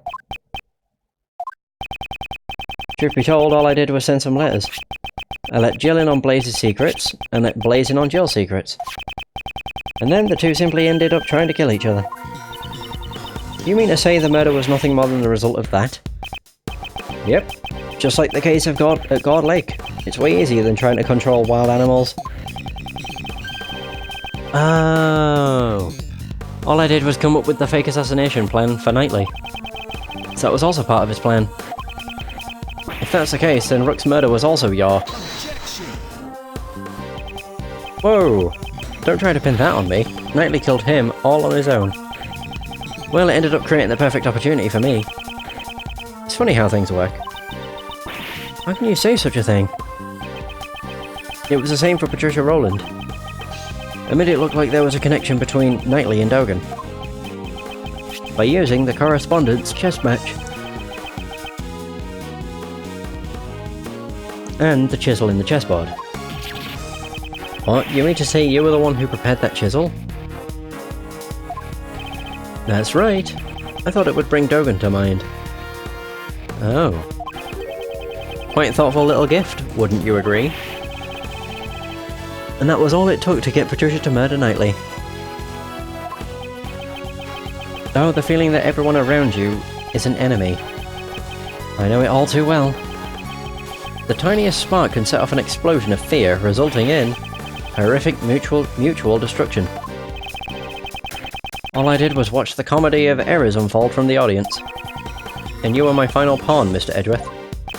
A pawn? Me? When you solved their cases, You brought both Blaze and Patricia to their ruin. And the weapon that delivered the coup de grace was your own logic. I didn't solve those cases for your sake. Oh, I know. You never really cared about saving me.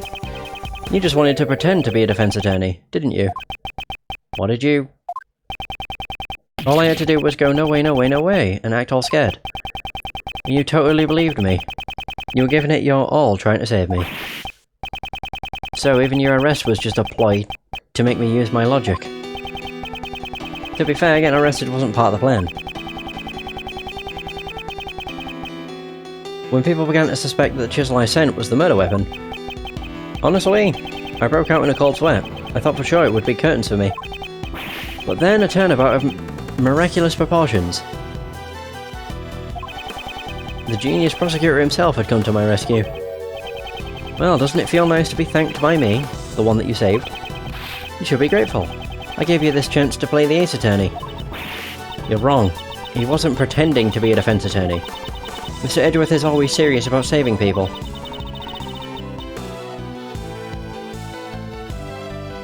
Oh god. Even the times when he saved me in the past. Okay. Is that so?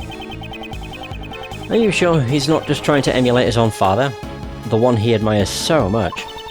Absolutely not. That's not true at all. Now, Kay. The person he's talking about now isn't Miles, but rather Simon himself. Clearly he is not able to trust others.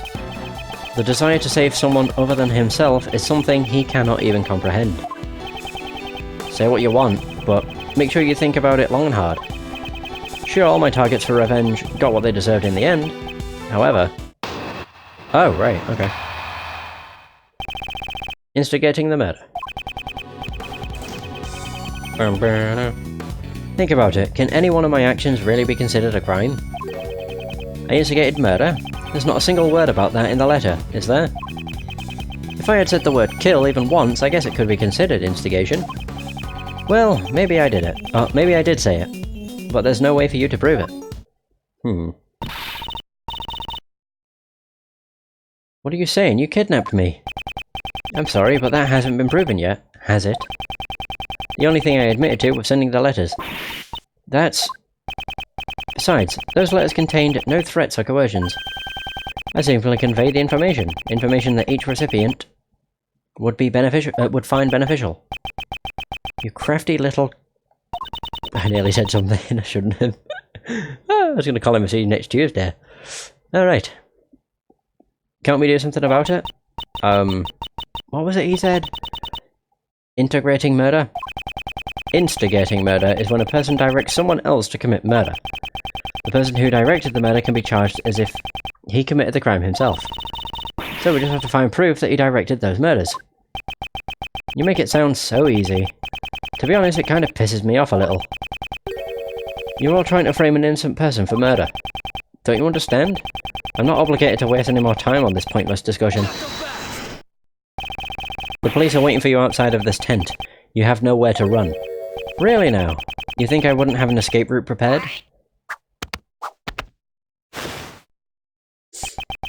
For example, let's say... I gave an order so that all the animals here attacked you. Now, what if I were to take my leave during the ensuing chaos? What do you say? You can't be serious. It was just an example. Wouldn't that make for an interesting show? Here's another idea. What if I pulled out a hidden gun and took John hostage? That might be more exciting. I will never allow you to do such a thing. Can't tell whether or not Simon is being serious. However, when it comes to him, we should consider anything a possibility.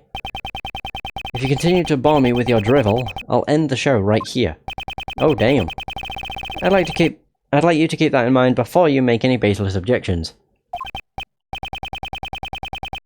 I cannot make any careless remarks. Isn't there some way I can charge him with his crimes? Wait, am I able to press? Or does it take it away? Like, do I lose health if I press the wrong thing? I'll see. I'll press 1. If I lose health, then fuck it. You incited others to commit murder, and they did so. If proof of that was established, you would be charged as if you yourself committed the murders. I know I heard it just a while ago, but what's the technical term again? It's instigating murder. Okay. Blaze, Patricia, Roland, and Knightley. Wait, instigated all of them? Oh, right, yeah, I did. Their crimes are unforgivable, of course. However, the one who pulled the strings from behind the scenes and drove them all to murder was none other than you, Simon Keyes. Mr. Edgeworth, you really do speak your mind freely. But you know... Oh. Okay, I can press. Good. I instigated murder, there's not a single word about that in the letter, is there? There's not a single word? Oh, does that surprise you? You'd reach the same conclusion if you examined it. Given his composure, I'd say he's not bluffing. Does this mean that every single word in his letters had been carefully calculated? Well, I guess you could say this is like teaching a monkey to climb a tree. Unless you can somehow prove that I caused those murders, you've got nothing on me. Ergo, you can't accuse me of instigating murder. What a shame, Mr. Edgeworth. If I said the word kill even once, I guess it could be considered instigation. I know you instigated the murders. Perhaps I should let you in on this, Mr. Edgeworth. Actually, I was the one who ordered Blaze de Best to kill Jill Crane. What? You told me yourself. You have no proof. Well, you know, the funny thing is, it means absolutely nothing if you have no proof. I mean, there's no way I'd ever say something like that. No way, no way, no way. Ugh. That's certainly true. It means absolutely nothing if I can't prove it. If there was some evidence that could prove what he said over the phone. I wonder, I'm curious, can I press if I use the mic? Like, the hold it thing. So if I just press hold down M. Actually, wait. Well, maybe I did say it, there's no way for you to prove it. I'm just curious. Okay, that does not work. I figured as much. There is a way to prove it, though. With Nicole's tape recorder, I think. Yeah, there. Because she tapped the wireless frequencies and picked up a bunch of things. She actually heard us talking to him, didn't we? It is my firm conviction that you instigated the murders. After all, you told me so yourself. Perhaps I should let you in on this, Mr. Edgeworth. Actually, I was the one who ordered Blaze de Best to kill Jill Crane. What? Did I say that? I really don't remember. We have proof, fucko. You may think you can deceive us as much as you want, but unfortunately for you, you used a bug to eavesdrop on our conversations. But there was someone else who wiretapped that bug of yours and recorded the whole thing. It was recorded. In other words, the conversation between you and that clown is recorded on that tape. Langzy says, you're fucked. Oh. A schemer drowns in his own schemes, and this is what he meant. Miss Swift, I'd like to listen to your tape. Roger. Ah, it's right about here. Oh yeah, there we go. Mr. Edgeworth, Judge Courtney's cell phone is ringing. Who is this? Are you the person who ambushed Kay? Mr. Edgeworth, I want to listen in on this too. Very well. This is where it starts. Well, I must say... Huh? That's odd. What's wrong? Well, there ain't nothing recorded past this point. What? Why? Why wasn't it recorded? Too bad, so sad. Did you really think I'd leave behind any incriminating evidence? The bug I planted has a special feature. It can be turned on and off with a remote control. What? That sort of thing exists? Certainly, remote-controlled listening devices do exist. However, Are you saying you switched off the device so that your own voice would not be recorded? Precisely. Impossible.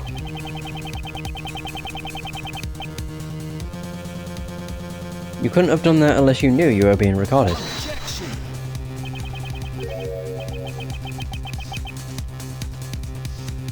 Isn't it obvious I knew? I guess you just don't get it. You could call it a hunch. I had a feeling I was being wiretapped. Miss Swift, was it? I figured things out because you knew about the kidnapping. Don't tell me. You were listening in on that conversation. That's right. Though, come to think of it, I'm surprised you didn't realise it until now. Some genius prosecutor you turned out to be, Mr. Edgeworth. Oh my. What was the end result of all this? Ah. Since you don't have any proof of the instigation charges, it's game over. Mr. Prosecutor, was my recording no help to you at all? Ain't there something? Anything at all in my recording? Miss Swift. Okay. Yes. The book was planted in your bed, right? Do you have any ideas? How do you expect me to come up with an answer right off the top of my head? You were the only one who came into contact with the culprit. How unsightly. You're all fussing over useless evidence. Let's move on to the next topic. Next. What's this? He seems a bit eager to change the topic of conversation. You were the only one who came into contact with the culprit. Only Kay came into contact with Simon. If any sound was recorded at the time she was with the culprit... Miss Swift, how long have you been recording? Since 2 nights ago, I reckon? Oh! Isn't that nice? Since 2 nights ago, in that case. When could a conversation with Simon possibly have been recorded? 2 nights ago. 2 nights ago, Simon brought Kay to the roof. If we listen to the recording from that time frame... Miss Swift, please let us listen to the recording from 2 nights ago. Huh? Okie dokie.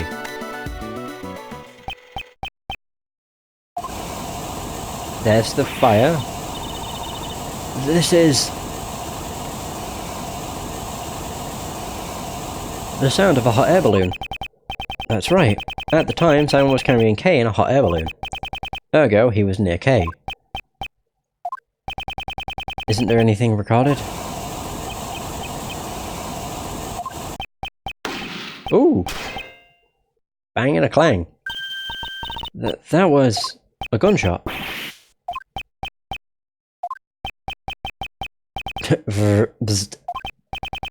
It seems you were quick to deactivate the bug. However, you were a little too late. You can't run anymore. That gunshot ties you to the case. Huh? What are you saying? There's no gun involved in this case, is there? No, but there should be someone connected to the case who fired a gun. Let's strike with the evidence that points to that person. Which piece of evidence connects the gunshot to the case? Wasn't there gunpowder? Like residue on his hand? There it is. Gunpowder's residue was found on his right hand.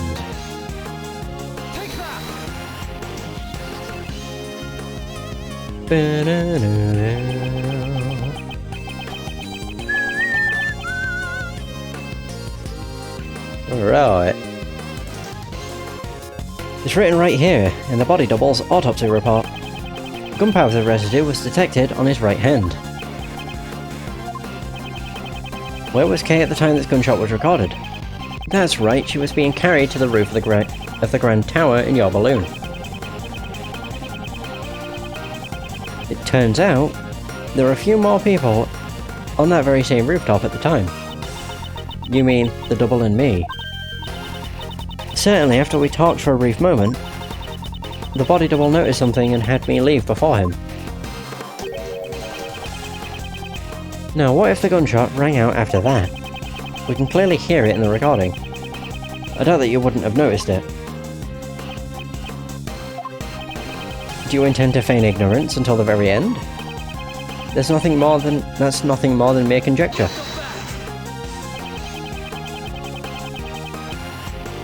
What we heard on the recording was not just a gunshot. We heard a clang too.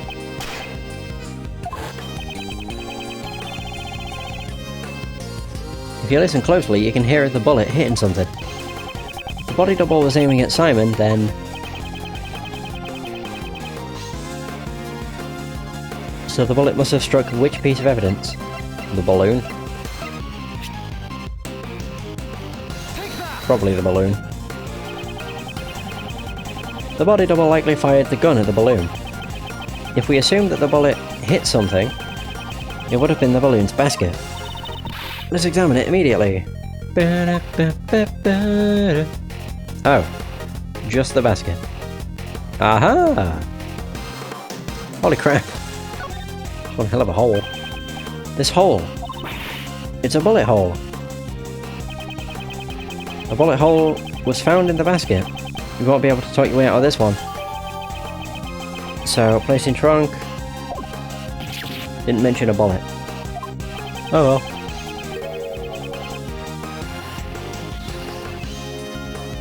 How do you intend to explain the gunshot and the bullet hole? So, you figured it out. You're good. I guess it's impossible to hide anything from you. Spit it out already. Okay, no need to get impatient. Oh, right. Another one of these. Okay, so 2 nights ago. It happened when I was riding the balloon to the rooftop. I saw the body double in you, Miss Courtney, on the roof. Talk about a surprise. Oh, pardon me. Once the double noticed me, he told Miss Courtney to leave ahead of him.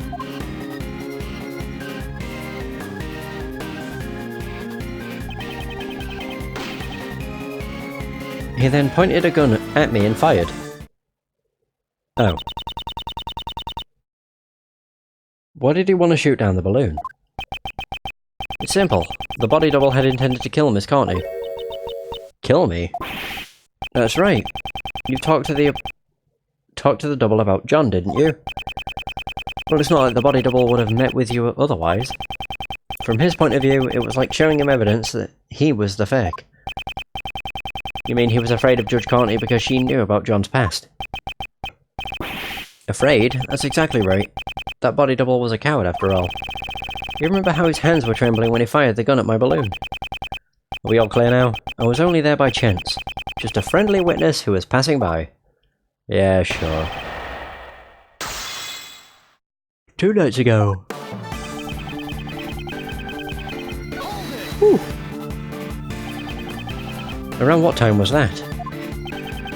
I think it was around 11 PM. It should coincide with the time Miss Courtney and company were on the roof, right? Yes, it was indeed around that time. There doesn't seem to be any contradictions. However, the time frame is important. It was at that moment.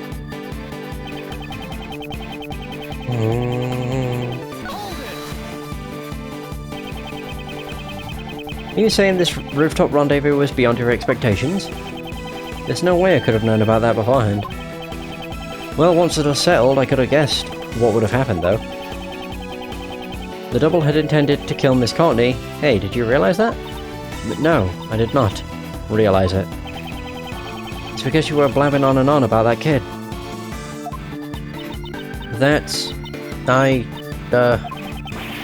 What kind of mother are you? If things had gone badly, your kid might have died because of you. I'm your opponent, not her. Don't change the conversation. Judge Courtney, I'd like you to please leave this to me. My apologies, Prosecutor Edgeworth. Oh, Goddess of Law. Please watch over this man and grant him aid. You're making me laugh. This lady didn't even notice the balloon. So only the double noticed me. Told Miss Courtney to leave ahead of him.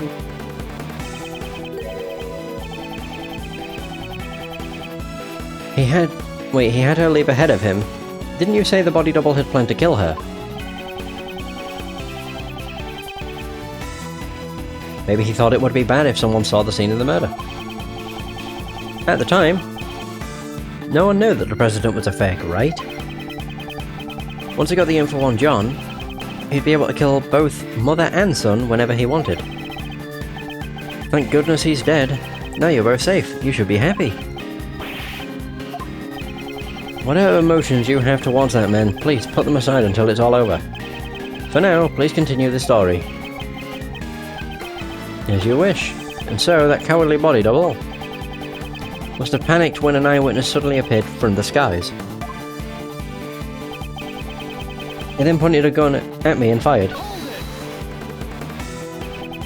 The bullet struck the balloon's basket cleanly. I panicked and quickly tried to get away so he wouldn't shoot me down, but talk about a close call. You said you tried to get away right then. That's right. Is there a problem? Is there a problem with that statement? Yeah. I didn't put K anywhere. You must have placed K on the rooftop. You couldn't have gotten away before then, correct? Yeah, that's right. I forgot. After the body double fired one shot, he entered the hatch on the 51st floor. I looked around for a bit and then landed on the roof. Please add that statement to your testimony. Sure, I don't mind. As the double fired one shot, he entered the hatch to the 51st floor. Pretty sure he didn't. The president never passed through the 51st floor storeroom. Boom. Man, I'm getting really tired. It is nearly 3 AM, but still. Once again, you lied. Lied. The body double could not have entered the storeroom on the 51st floor 2 nights ago. Miss Hart's testimony proves it. What? How can you trust that sham journalist's testimony? What'd you say? You can't insult my mentor like that. 2 nights ago, that lady was staking out the 51st floor. Given that, just how did the body double leave the roof? Indeed, that is what we must now prove.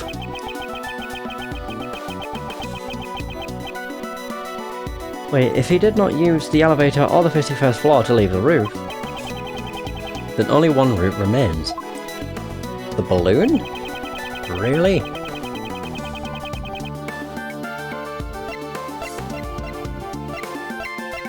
I really should have... yeah, done it the other way around. Whatever. The body double flew. He...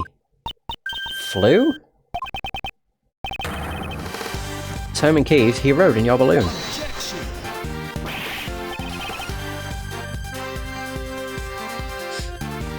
Hey, stop joking around. Why would I have needed to give the body double a lift?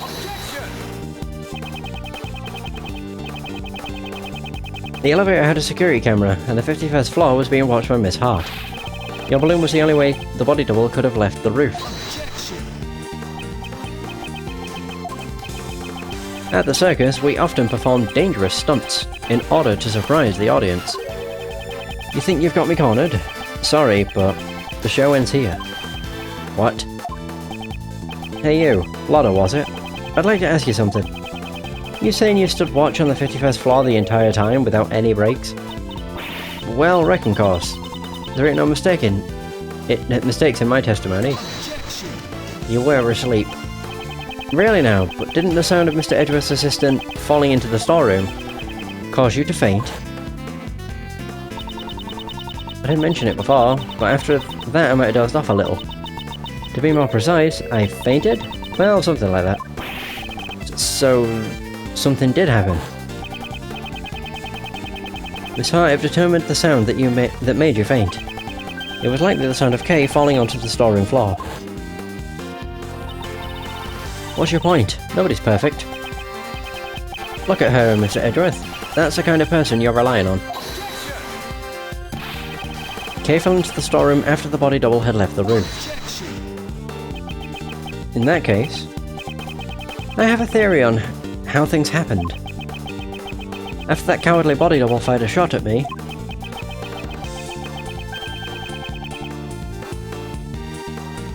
he went and hid in the shadows until Kay fell into the storeroom. What? So what if he was hiding? Good grief, you guys still haven't noticed. What if the body double stayed hidden until Lotta had fainted? And then he went down to the 51st floor. That can't be.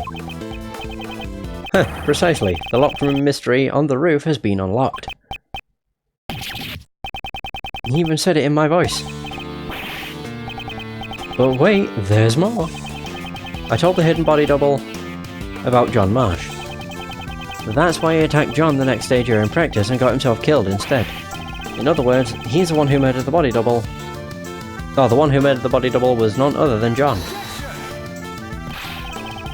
John had no motive to kill the body double. He knew. He knew he was the real president's son. And how would he have known that? Because I told him so. In a letter. What did you say? That is a lie. Yep, it's all a lie. Huh? But then again, maybe not. Maybe I really did tell him. Right, John? It's true that I caused Mozilla's head to fall. But I didn't know about my dad until today, I'm not lying. Oh really? I wonder about that. I found out about the head falling thanks to the bug. I found out about the head falling thanks to the bug. Now if you were the one who caused it to fall, and the double, or body double, was crushed to death, that settles it. You're the culprit. You successfully carried out your revenge. Congratulations. All the pieces of the puzzle are now in place, and Mr. Edgeworth, as Mr. Edgeworth would say, the logic fits. Now then, any rebuttals? Oh, right. Okay, on to the final testimony. The murder of the double. Manipulating humans into fighting with each other. Sounds just like me, right? I did the same thing to Knightley and Blaze. At any rate, there's no way the body double could have gone for a ride in my balloon. The double was crushed by the monster's head, right? And who was it that caused the monster's head to fall? Okay. Do you understand now? The body double's real killer is, or who the body double's real killer is. The truth that I provided them with gave them a big motive for murder. Get it? Those two tried to kill each other because of the truth you're so fond of. Impossible. Hey, you detectives over there, hurry up and arrest this murderer. What's wrong? Why aren't you moving? Damn. I thought so. Just admit it, in the end, aren't you all the same as Blaze and the body double? You ignore the prime suspect and come after me without any evidence. How easily it can be to distort Oh, it can be distorted to best suit your needs, this law you all believe in. That is by no means true. If you're not going to arrest anyone, maybe I should have a talk with the policeman outside. If I tell them that John Marsh is the killer, they'll be forced to take action. Simon Keyes, your testimony isn't over yet. Asshole. Really? I figured you'd try to stop me, Mr. Edgeworth. You don't have any evidence, do you? Which means there's no chance for you to win, right? Well, if you still plan to stop me, you should be prepared to take on this much risk. Ooh, that's a hefty health bar. What, that much? It's only natural. After all, the fate of the true culprit, John Marsh, is at stake here. Hey, Miles. Why don't you take a nice deep breath? Mr. Shields? At times like this, you should take a breather and think back. Defense attorneys always remain calm in a pinch and smile in the face of danger. The point of contention between your logic and his claims lies in the body double's escape route. How's about, for example, we think of it like this. What's important isn't whether or not the body double got on the balloon, but rather, if we were to assume he did, what circumstances would have allowed for that? Turn my thinking around. Of course! Hey, his father. Well, all I'm doing is a cheap imitation of your old man. Did it help? Circumstances that would have allowed the body double to get on the balloon. That's right, the body double only had a large build, but he also had a gun. And in spite of that, no traces of sleeping drugs were found in his system. Which means it can't be. Mr. Edgeworth, are you ready yet? Hope you haven't forgotten about this. Yeah. This is bad. I must break his testimony somehow. Alright, the murder of the double. Fighting each other sounds just like me, right? Right, does pressing damage me again? What, does it damage me? So you manipulated your body double, the body double, and John to your will. You seem rather persistent about that, aren't you? Very much so. I am an animal tamer after all, and this isn't the greatest... isn't the greatest animal in the world, man. Bloody cat. I can't get over it. I just tell people the truth in order to help them get revenge. You can tell I'm getting tired, I'm getting worse and worse at reading. They should all be thanking me. Mr. Edgeworth, I'm kinda scared. Steel yourself, Kay. One who sows seeds of revenge as a jest. This is an opponent we must stop at all costs. The sins of the past are scary. So scary. You'll never see your retribution coming. Okay. Did the same thing to Nightly and Blaze. So you still intend to insist that you were not directly involved to the very end? Right, I never dirtied my own hands. I just like to watch. As they hate and kill each other, never realizing that they were being manipulated all along. Spectating from afar. Just like you did 12 years ago. You mean the SS5 incident? That's so funny.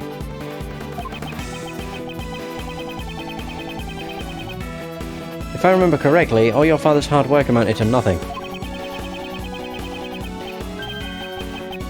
Wouldn't you normally call someone like that incompetent? Grr. You... Agent Lang, restrain yourself. Damn it! We don't know the conclusion your father arrived at. However, we are here now because we chased after his footsteps.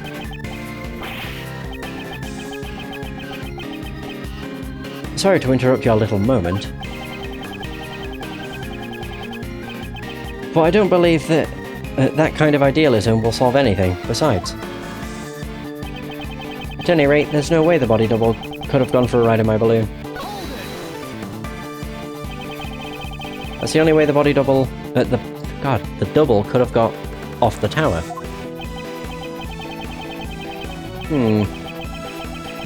Well, I suppose that was the case, even if I had carried the body double down.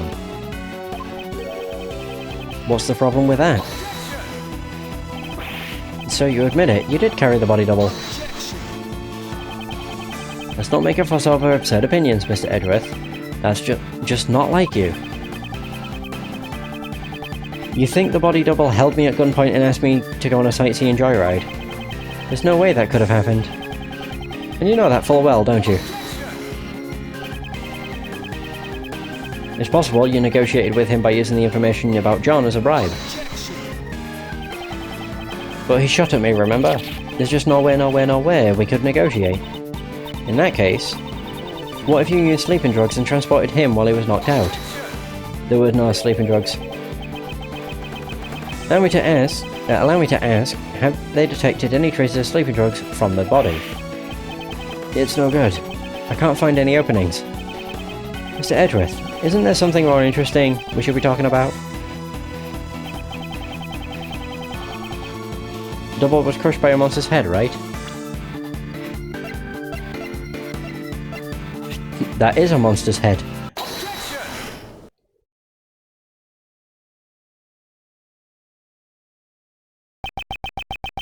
John was not the one who killed the body double. He was crushed by a monster. Quit clowning around. This isn't like you at all. Oh, I get it. Since John is supposed to understand the heart of a monster, the one who understands the heart of a monster, or of monsters, is you. Not even I have monsters for friends, you know? Stop being so modest. Didn't you have one very important friend? A monster you control at will. Simon Keyes, you're the one who killed the body double. That's... oh. A lion balloon? Wait, crushed him underneath it?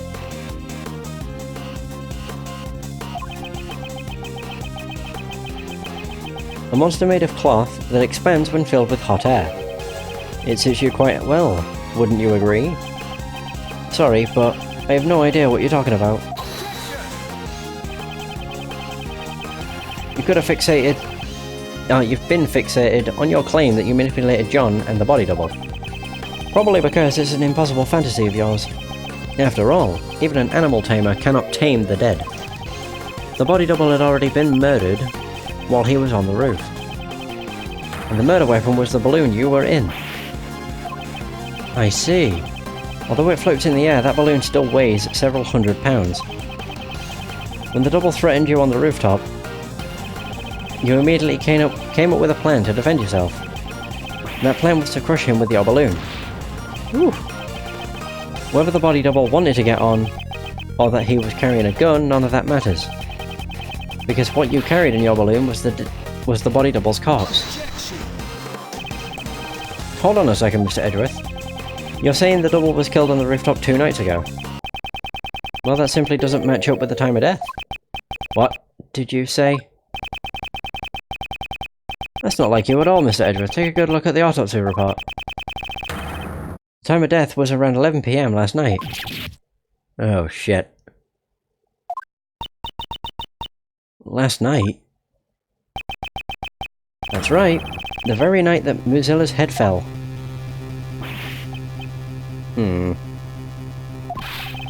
Well, Johnny boy, come on, how about telling us the truth? You killed your father, right? I know the feeling. You hated him, didn't you? Your father who left you all alone forever. You're wrong. I had no idea that guy was my dad. Not this again. Didn't I personally tell you myself? Was my logic wrong? Mr. Edgeworth, allow me to thank you once again for chasing down Blaze and Patricia and bringing them both to ruin. My revenge was a success, all thanks to your logic. If only the time of death matched up, then my logic would fit. Perhaps he did something to throw off the time of death. What's more, Dane Gustavia, was it? You even took down the culprit of the IS-7 incident. Dane Gustavia and the IS-7 incident. That's it. Gustavia killed Dover and hid his body in a block of ice.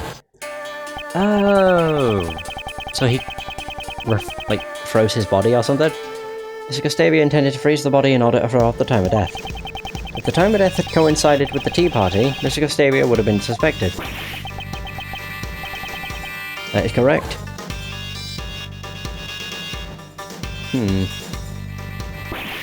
God, they're very similar. It's a shame that I didn't get to witness his destruction. How can you say that? Wasn't Mr. Gustavia your father, Simon?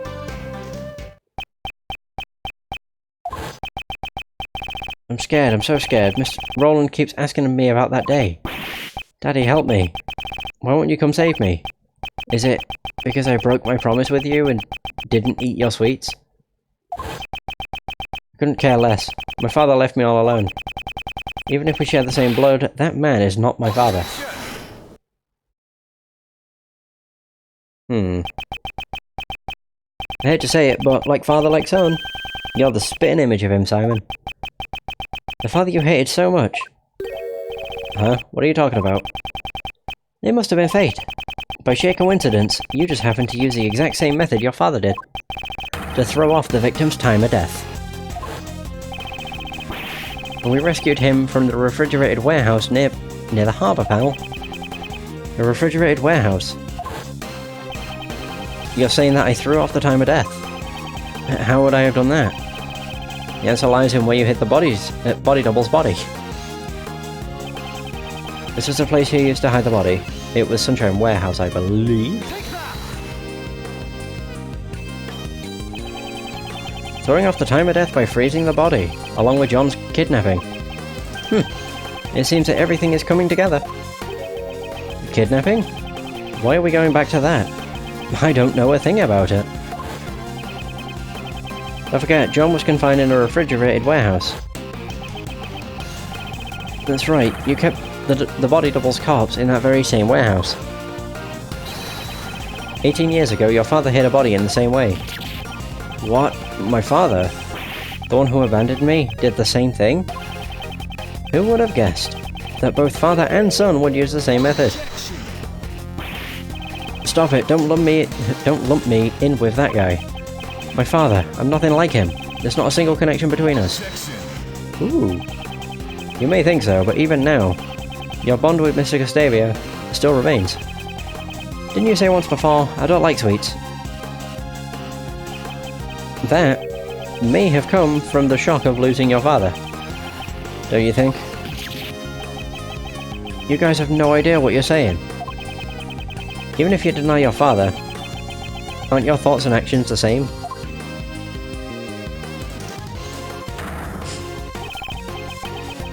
Particularly, your belief of sacrificing others to protect yourself. And finally, your crimes were brought to light just as his were.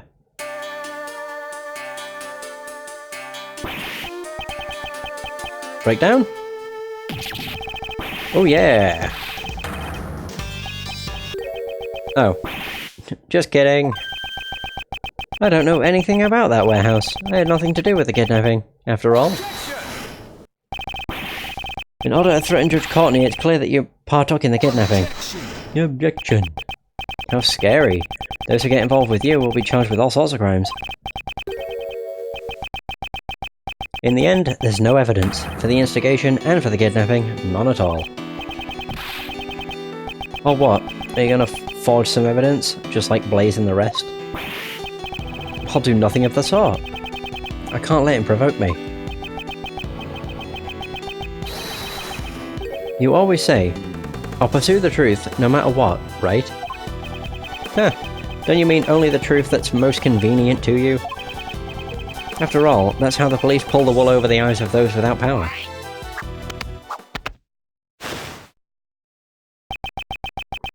And that's why my revenge was necessary. None of you can catch me. Not Patricia, not Blaze, and not even you. Mr. Edgeworth, at this rate, isn't there something, anything we can do?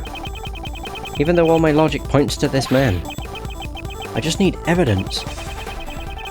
Even a single piece of evidence would suffice. Well, it's been a fun show, but it looks like it's time for the curtains to close.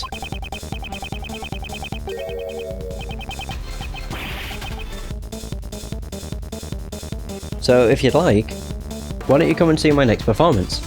I'll let you, if you admit defeat. Oh my. Ooh.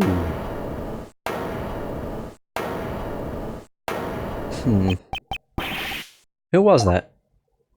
Gumshoe? Whoa, alright. Sorry to keep you waiting, Mr. Edgeworth. Gummy, where'd you go? I was doing the job that I'm able to do, pal. Detective Gumshoe. Your report, please. I did a quick investigation, sir. About the warehouse John was at. The refrigerated warehouse is currently being rented by the Very Big Circus, just as Mr. Edgeworth said. So, it's finally here. Our trump card. Well done, Detective. Now then, Mr. Keys. There must be some mistake. Maybe it was something to do with the circus. Or maybe it has something to do with the circus. You see, indeed, we are not well informed with the affairs of the circus. In that case, why don't we get your boss's opinion on this? Regina? We are renting a refrigerated warehouse to store the animals' food, but I don't know much about the place. After all, I let Simon handle everything. Curse you! Simon? How scary. What a shame! It seems your desperate actions after the crime were in vain. If the body was found in the warehouse, suspicion would have fallen on you, the one in charge. That's why you specifically moved the body back to the Grand Tower, wasn't it? However, us finding John confined at the warehouse was a fatal mistake on your part. Our resident great thief and detective are both rather exemplary. What's wrong? I can even tell through your face paint that you're looking pale. It's not over yet, Mr. Edgeworth. Your logic is missing the most important piece of evidence. Oh, please do tell. Isn't it obvious? Evidence that I killed the body double with a balloon. You can't present it, can you? After all, there's no such evidence that could possibly exist. Pardon me. The evidence, it exists. What'd you say?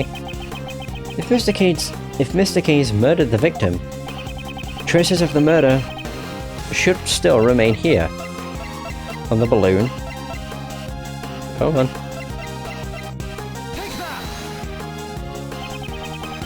It should become clear once we examine the basket of this balloon. The balloon again? Didn't you already find the bullet hole? There's no way you'll find anything else there. It'll be fine. Right, Mr. Edgeworth? Mr. Edgeworth is a hero who always finds the truth no matter what he's up against. That's right, pal. Of course it's gonna be fine. Mr. Edgeworth has gotten out of more impossible situations than I can count.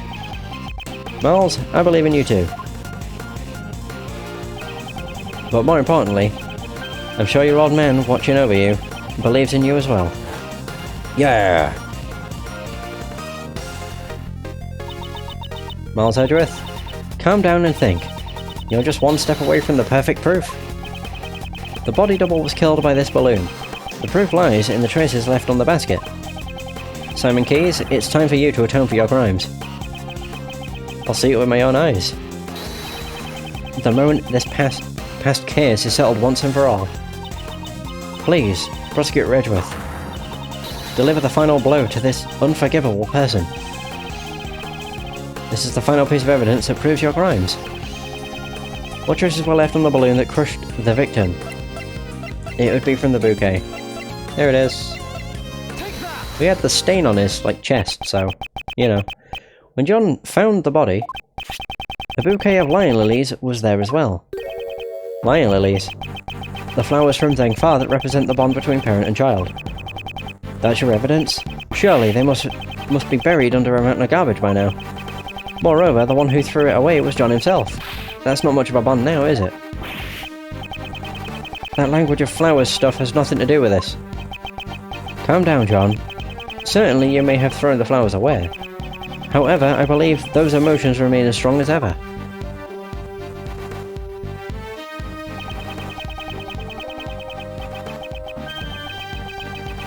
Those bonds will surely protect you from that man, in the form of my final piece of evidence. What the heck are you talking about? Those flowers were crushed. Ergo, they must have come into contact with the murder weapon. Perhaps we'll find the very same pollen still stuck to the basket of your balloon. No way. You guys examined the basket just a few moments ago. If there had been any yellow pollen stuck on there, wouldn't you have noticed it then? Mr. Keys, evidence is not restricted to what you can see with the naked eye. What? Emma? Yes. Would you perform one more scientific investigation for us?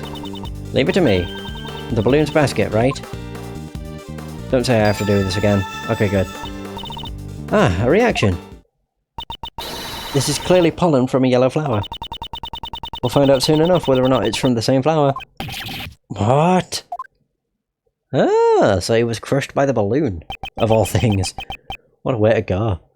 I'd say this proves that the body double's death was caused directly by your own hand. No way, that can't be. You crushed the body double to death on the roof of the tower. Ugh. Then you retrieved the body and hid it in the warehouse. Why did he have to go through the trouble of retrieving the body? 2 nights ago he knew that a separate incident would occur at the tower. Ah, right, yeah. Miss Crane's murder. Precisely, leaving the body there would have disrupted his plans. I see, but even so, he couldn't leave the body in the circus warehouse either. Exactly, so the next day, when he was bringing the body back to the tower once again, he saw the small fire John started, which caused the Muzilla's head to fall. Was that when the idea came to you? Your plan to pin the crime on John? You made it look like the murder weapon was the fallen head. Such foul, cowardly behaviour. For that reason, you carried the double's body in the balloon and lowered it to the film lot. At that time, the figure of the body double being lowered down by a rope was captured by John's video recording. Damn, it was all... You saw through it all? Damn it, damn you! You manipulated animals, you manipulated people, and you manipulated cases. Almost as if you were a king. However, it's now all come to an end. Simon, the animals have gotten angry. Even Money and Astique. You never thought of them as your friends at all. How sad. Oh, bloody hell. Damn it! Don't you look at me with those eyes.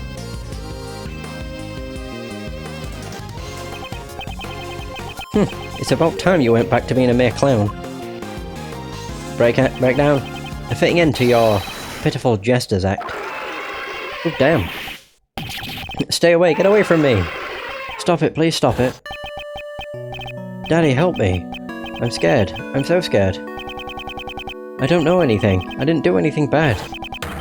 They were the bad ones, weren't they? Horace, why? Why did you stop me? If he hadn't done that,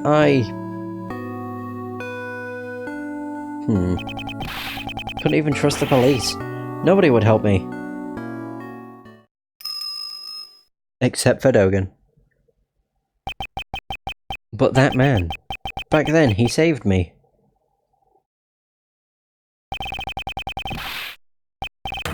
The only one who's helped me was Dogen, so I use everyone else. What's wrong with that? Stop it, don't come any closer. Stop! Ooh! Oh my god. Oh!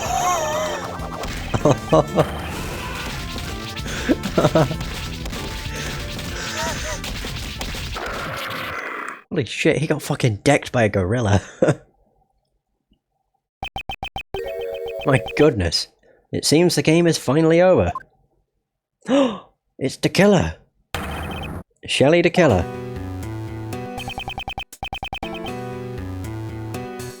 Mr. Edgeworth, I must thank you. You've exposed the true identity of the mastermind. Now, I am free to... What? Drawing a gun would be most inadvisable. Stay where you are and do not move. I don't have a gun. You do have a gun, do you not? You intended to draw and fire it without anyone noticing. You must have taken it from the body double when he killed him. This man has betrayed his bond of trust with me. He would have me kill the president while knowing full well he was the body double. Lying about a target is an extremely dangerous thing to do to an assassin. Not having all the cards on the table can seriously jeopardize an assassination. However, what is even more unforgivable is your deception and your attempt to manipulate me. The time has come for your retribution. Stop!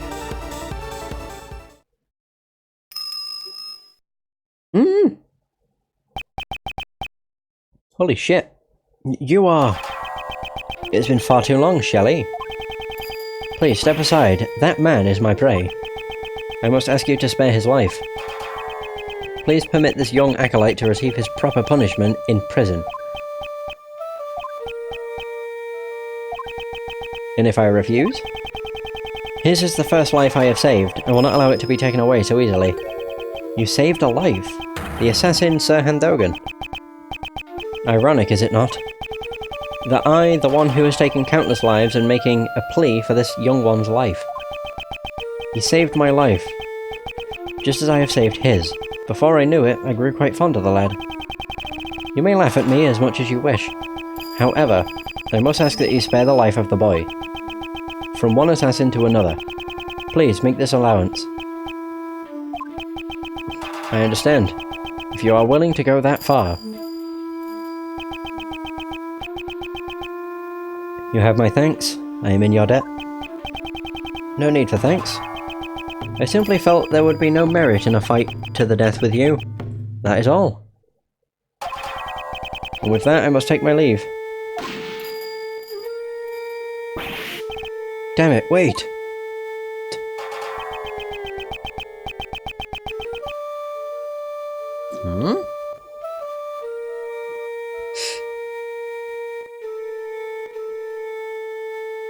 Oh, pardon me. Prosecutor Edgeworth, I must thank you as well. It was necessary for this young acolyte to be put in his place. And that you have done well. Now then, it's time for me to return to my humble cage, surrounded by iron bars. Right, Anubis? Right, boy? Oh? Look who's here. Oh, it's John. Hey, priest guy. You killed my dad, right? Indeed. I am not one to forget those I have slain. I see. You must despise me, boy with horns. In that case... Ugh. John! Do not panic. I simply lent the boy with horns my knife. Take that knife... Oh dear, and run it through my throat. A single stab should do it. I've long grown weary of my wooden carvings. Revenge? John, don't do it! John! Please, I beg of you. Until just now, I had intended to seek revenge, no matter how many years it took. Revenge? Revenge is good, really good. All your pain and suffering slips away. Everything becomes numb, and you'll feel nothing. Yeah, you may be right. I thought about that while I listened to what you had to say. John! But the only one who would be satisfied with revenge would be myself, right? If I became a murderer, my mom would go through even more pain and suffering. My friends from the movie too, and all those people who care about me as well. The boy with horns says some interesting things. That's right, I finally get it now. I'll never forgive you, but I'm not the one who should punish you.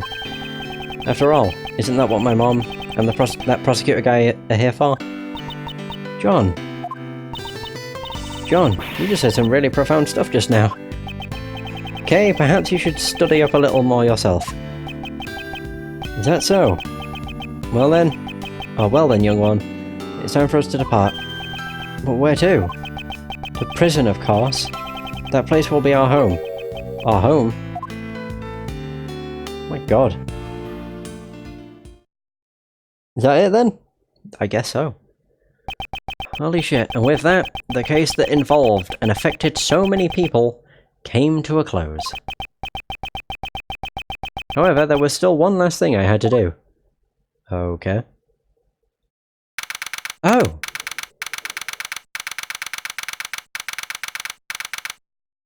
We're in the PIC meeting room. Hey! Oh, wow. Mr. Edgeworth, sorry to keep you waiting. Why'd you call Uncle Ray and the rest of us out here? Mr. Edgeworth? The formal proceedings have just come to a close. What are you talking about? This is the place where I once relinquished my prosecutor's badge. This is your prosecutor's badge?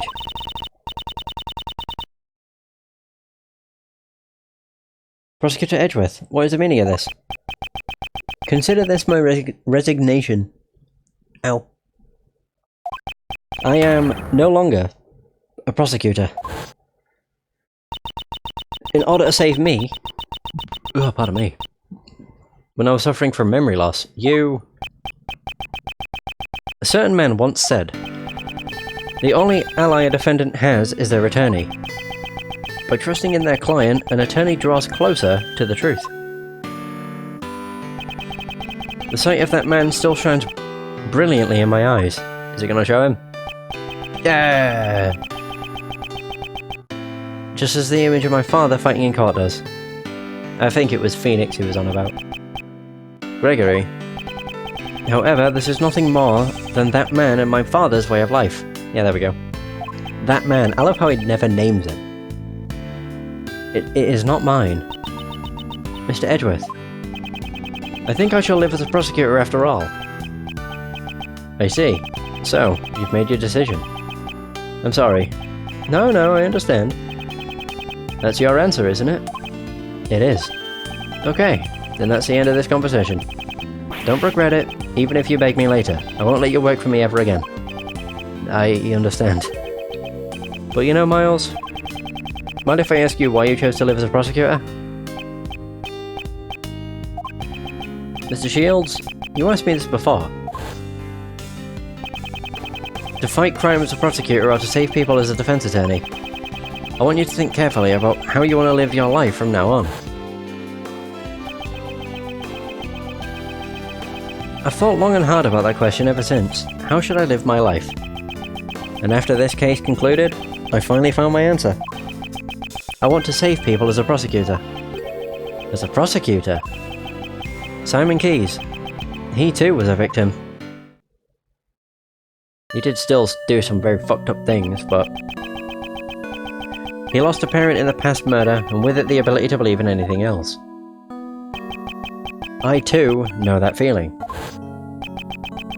The feeling of losing what's important to you, and being unable to believe in anything. I doubted everything during my lonely battles in those days.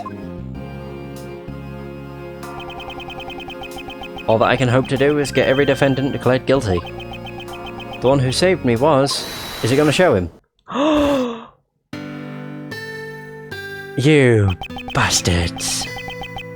Mr. Keyes must have been all alone. Unable to find salvation from the law, he had no choice but to turn his hand to revenge. And I suppose you never thought to seek help from the police? No way, no way. As long as Blaze was around, any evidence would be destroyed by him. Actually, didn't something like that almost happen today during Patricia's trial? I want to save those like Simon Keyes. So, how would you save him? I'm sure this tragedy could have been avoided if only he could have relied on the courts. But instead, he was cornered by Blaze the Best, who used the power of law for evil.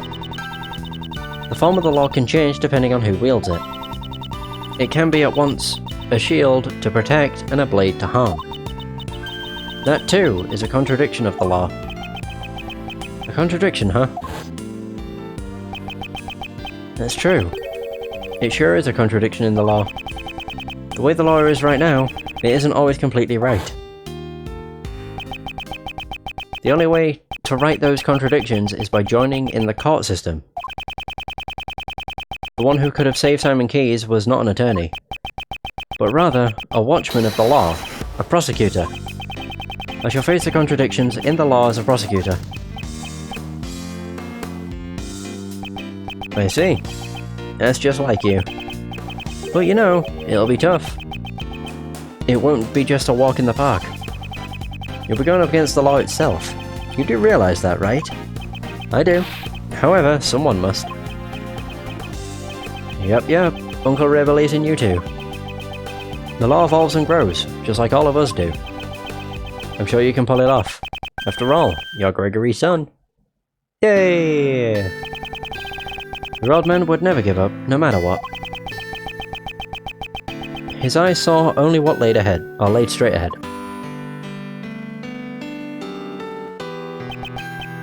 Miles. When you chose to live as a prosecutor, your eyes looked just like your father's. Looks like you've grown up a bit. I really wish your old man could see you now. Thank you very much, Mr. Shields.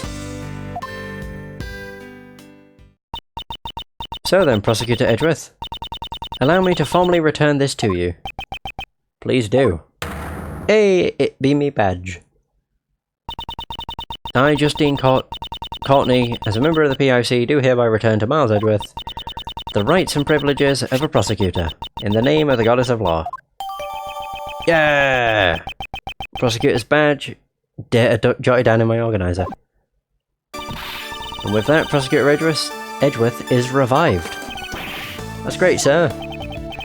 So then, Prosecutor Edgeworth, it's time for Uncle Ray to make his exit. After a report to your old man, all about the traitor in the Edgeworth family. Thank you for everything, truly. The next time we meet just might be in the courtroom. I hope you'll be ready. Uncle Ray might not look it, but he's an ace attorney after all.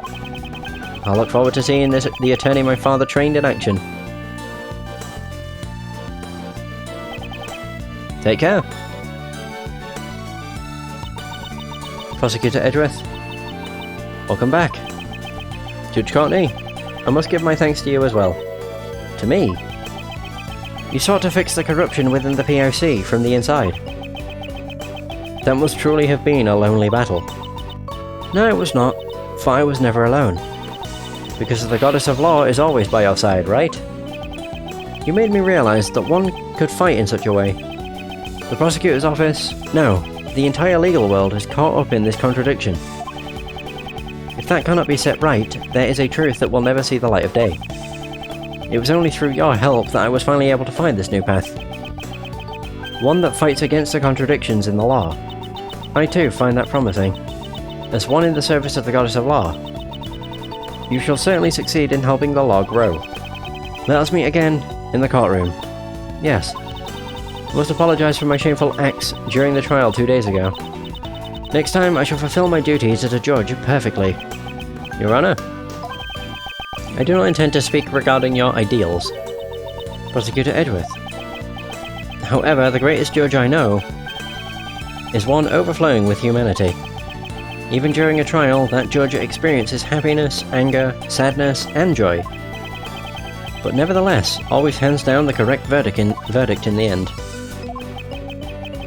It's difficult to say, but sometimes I feel that perfection is not always correct. So, a judge too has the right to behave in such a manner. Thank you very much, Prosecutor Edgeworth. When I pursued and fought against Blaze the Best, the Goddess of Law was not the only one by my side. Aww. Ah, it's John. When I have this cut out with me, I feel a strange sense of courage well up from within. No matter how painful things became, no matter how strong the foe, when I remember that I am not alone, I am able to keep moving forward. Wrongs must be put right, for John's sake as well. John too lost his father in a past crime. That is more important to me than even the words of the Goddess of Law. Though I'm sure the Goddess would be angered by those words. Your bond with your son is the secret to your strength, I imagine. I don't have to be perfect, I just want to grow little by little. Both as a judge and as a mother. That is how I feel. It seems there is much each of us has yet to learn. Agreed, we are still but children before the world. Let us grow in our respective paths, until we meet again. I shall look forward to that reunion. May the blessings of the Goddess of Law be upon you as you follow your new path. Amen. Do I have to go through like dialogue with Kay and Gumshoe too, or not? I am pooped, my god. Though I once lost my position as prosecutor, I have now reclaimed it, so that I may tread a new path as a prosecutor. I shall surely reach the truth waiting at the end of this path, no matter how difficult the path may be. If any seek to stop me on my path, they shall receive no mercy. No matter who they may be, I will shout just one word. Objection. Credits. Fantastic. Fuck me. Why are the... I don't know why I'm saying that like a complaint. Why are all the Ace Attorney games so good? This game was fantastic. Chief, what sort of scope are you aiming for next? Hey, ain't you a journalist? There ain't nothing more important than information. You might be my apprentice, but you're still my business rival. Ain't gonna tell you everything. That's my mentor, alright. I reckon you're even more prepared than me. I understand. I'll get my information using my own 2 feet. Yeah, that's the spirit. By the way, would you mind me asking what sort of scoop you're aiming for next? Oh, really? Huh? Chief? Ain't no need to be stingy. I'm your mentor after all. That's just heinous. Now, this game was fantastic. I would probably say this is definitely up there as one of the best Ace Attorney games. I'd probably... I don't know if I'd put this higher than Trials and Tribulations. I probably would. And then Trials and Tribulations would be one below it. It seems that the wound on my left arm has yet to heal. The bodyguard who inflicted this wound upon me, his name... his is a name I will never forget. Now then, shall I return to being a simple ice cream salesman? Perhaps this time I should try being a crepe salesman instead.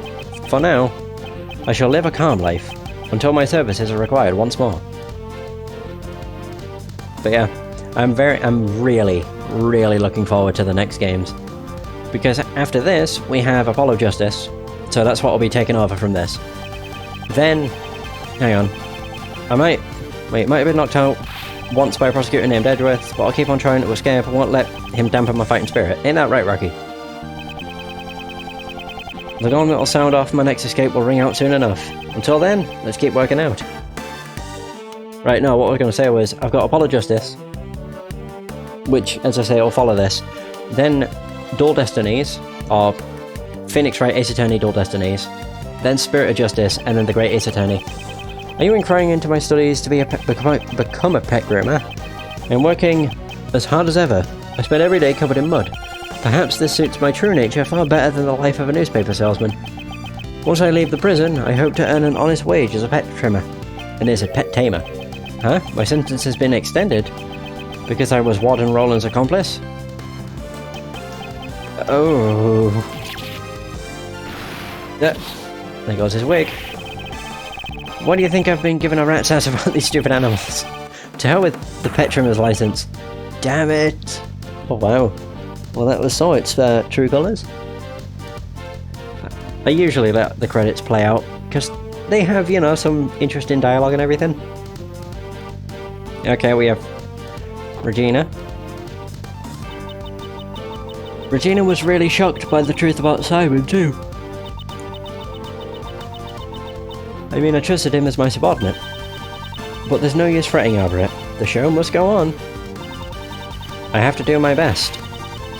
So that I won't lose to the magic or ventriloquist, I think, divisions. I'll put on the greatest performance ever, one that will blow away this entire case. Yay! Is there not going to be another thing with Sebastian? But no, there was just so much. There was a lot of character development in this game. Especially Sebastian. Like, he was an annoying brat to begin with, but I actually quite liked him toward the end. It seems I've grown soft in my old age. Right, Anubis? Right, boy? To think the life I saved on a whim 18 years ago would drive me to such lengths. Thanks to that, I am confined to my humble cell once more. Well, this time, that child is here as well. Perhaps it won't be such a bore, right, boy?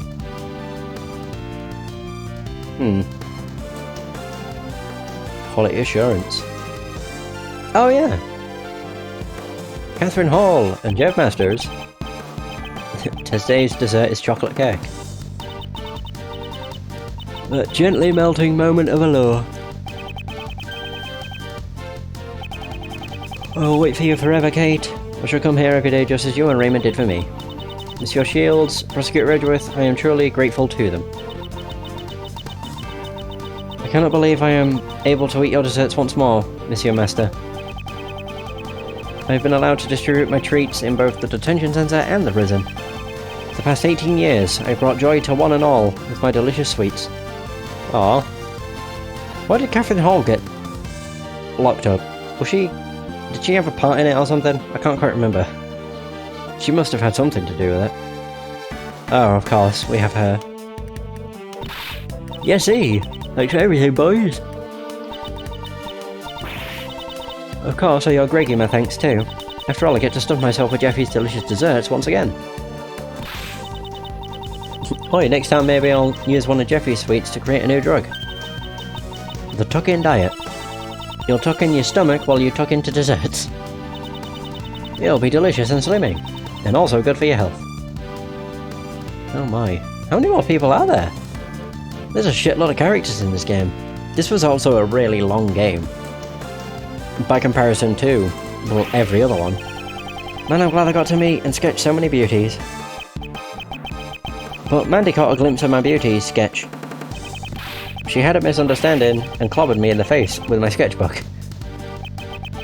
So in exchange for my sketch of beauties, I had one beauty walk out on me. Maybe it's time for me to start getting more serious about my life. Do I take the path of an artist, or do I follow the path of my heart? Oh, and by heart I mean the heart of my new lady. Oh, fuck's sake. He's always got a new girlfriend. Literally, always. Hey, it's Bad. Mr. Bad, thanks for all your help today. I'll testify about the I-7 incident as much as you need me to. Prosecutor Edgeworth seems pretty active too. He chose not to take the same path as Gregory, but rather to live as a prosecutor. Well, I am kinda sad that I won't get to work with him, but I'll continue to watch over him. Looks like you've grown up quite a bit yourself. I'm so happy, Mr. Bad actually praised me. If you ever need a hand from attorney Raymond Shields, give me a call. Anytime, anyplace. What's that? Unofficial English fan translation. Oh! Oh, that was cool. My crimes were punished far more leniently than I expected. Once it was proven that I had been threatened... Ouch! No crime is more heavy or light than any other. I'm sorry. Of course I regret what I did. However, I'm so glad I can still be together with you, Rennie. Aww. Huh? You want to hurry back to work? That's right, the next corpse is waiting for us after all. What a weird couple. Translation. Amazing people. If it weren't for them, we wouldn't have this. I'm glad that my scientific investigation came in handy this time around as well. Good thing I rushed back here all the way from Europe. And now, I have to leave again. That kind of takes the fire out of a girl, as you can imagine. But this is also that I can become an actual forensic scientist. So then I guess it's time to go. Ah, if anything comes up, be sure to call me right away. The second I get the word, I'll dash right over. But yeah, it's just, if it weren't for them, we would not have this. This would be a Japan exclusive. Same with the Great Ace Attorney. We wouldn't have that if we didn't have, you know, super dedicated fans that go out of their way to translate it. The greater the father, the greater the expectations are for their children. Prosecutor the best. Or Prosecutor the best, was it? His way of life shall be tested henceforth. Just as mine was. Miles Edgeworth chose to live a different life from his father, as a prosecutor. I suppose that too is an answer. Are we gonna see the best? Oh, look at that picture. Man, there was a lot of people that worked on this, fucking hell. Even just for like the fan translation side, a lot more people worked on it than I thought. I could never have imagined the truth that my old man was hiding. Unlike me, who only thought about the Lang clan. My old man was trying to protect an entire nation. But I swear to you all that I will carry on his will. Even if the president was a fake and the real one was murdered. I swear that I, together with my men, shall revive Zhengfa. Someday, I will surely show you all Zhengfa brimming with life. Do we get to see Sebastian? He's a character that's grown the most, I would say.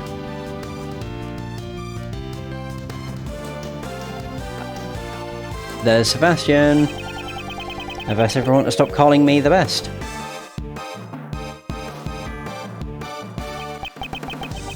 I don't like it. It makes me feel like I'm just borrowing Pops' power.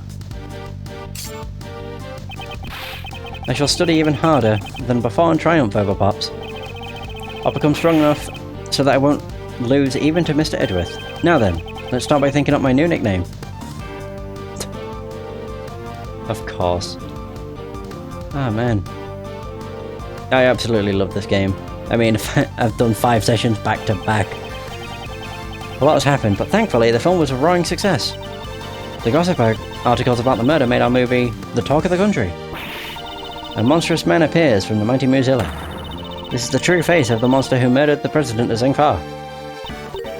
Huh? Isn't that you in the photo, Mr. Powers? Huh? How could something like this happen? Now it's fine, isn't it? It's thanks to those articles that our film is a big hit. Much obliged. Yeah, I really enjoyed all of this. It was just so, I would say different. It was also fairly dark at some points. Oh! John, I greatly enjoyed watching your movie. It's no big deal.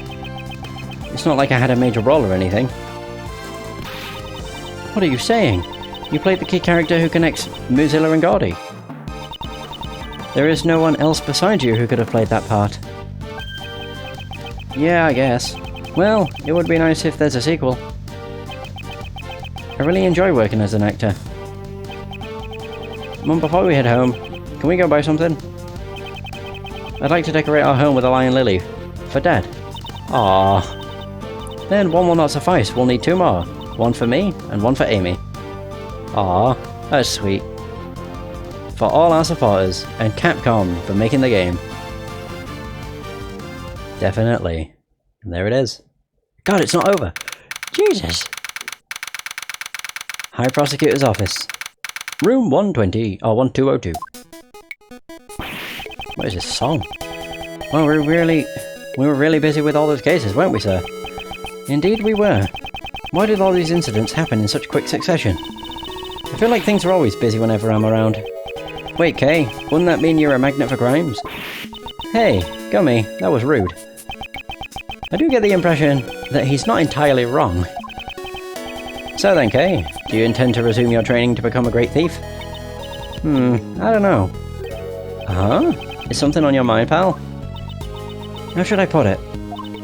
Until now, I've always been chasing after my father, so that I could become a great thief, just like him. Like the previous Yatagarasu, I suppose. But watching you, Mr. Edgeworth, made me think.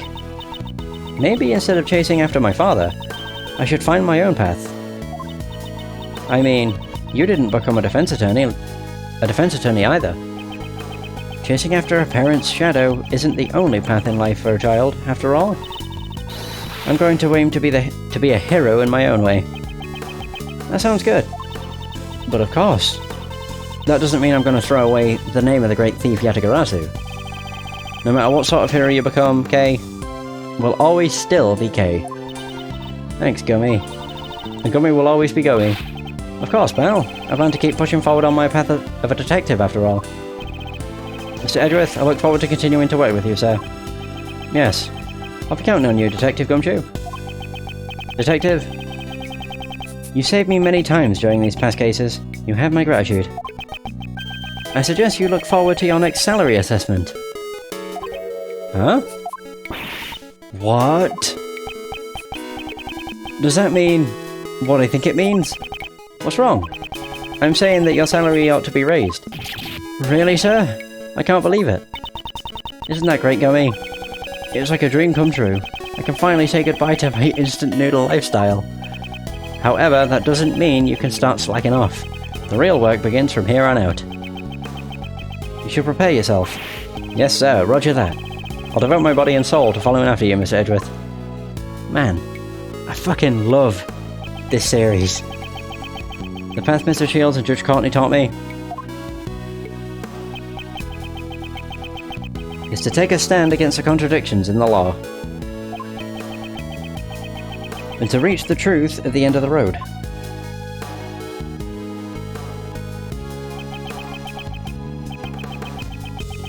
What am I able to do? That is a question I must continue to dwell upon. Certainly this path will not be easy. However, Prosecutor Edgeworth, when I pursued and fought against Blaze the Best, the Goddess of Law was not the only one by my side. It's John. When I have this cut out with me, I feel a strange sense of courage well up from within. When I remember that I am not alone, I am able to keep moving forward. Your bond with your son is the secret to your strength, I imagine. Bonds, huh? I completely forgot. That was sudden. What's wrong? We're searching for members for the new Yatagarasu team. Now that you mention it, I do remember you saying something like that, or something to that effect. But in the end, I wasn't even able to find a single person. Can you imagine it? A team combining their powers in order to steal the truth. wanted to create an invincible team like that, but... What are you saying, pal? Don't you already have a team? I was just thinking that. Together, the three of us can solve any case that comes our way. Yeah, you're right. A prosecutor, a detective, and a great thief. We're the invincible trio of heroes that steal, captures, and pursues the truth. Hearing all that kinda makes me feel sorry for the truth. As long as the three of us are together, there's nothing to fear. Isn't that right, Mr. Edgeworth? Yes, you are correct. Yeah! Even until his last moments, my father ran along his own path. I, too, shall advance along mine. Accompanied by my somewhat boisterous comrades. As long as they are by my side, I can walk forever without hesitation. Walk forward without hesitation on this new path as a prosecutor. Prosecutors and attorneys. The path I walk is not my father's. However, I am certain that the two paths are not separate. Though we may walk in opposite directions, our destination is the same. Why, you may ask? Because both paths lead to the one and only truth. Wow, that's a cool picture.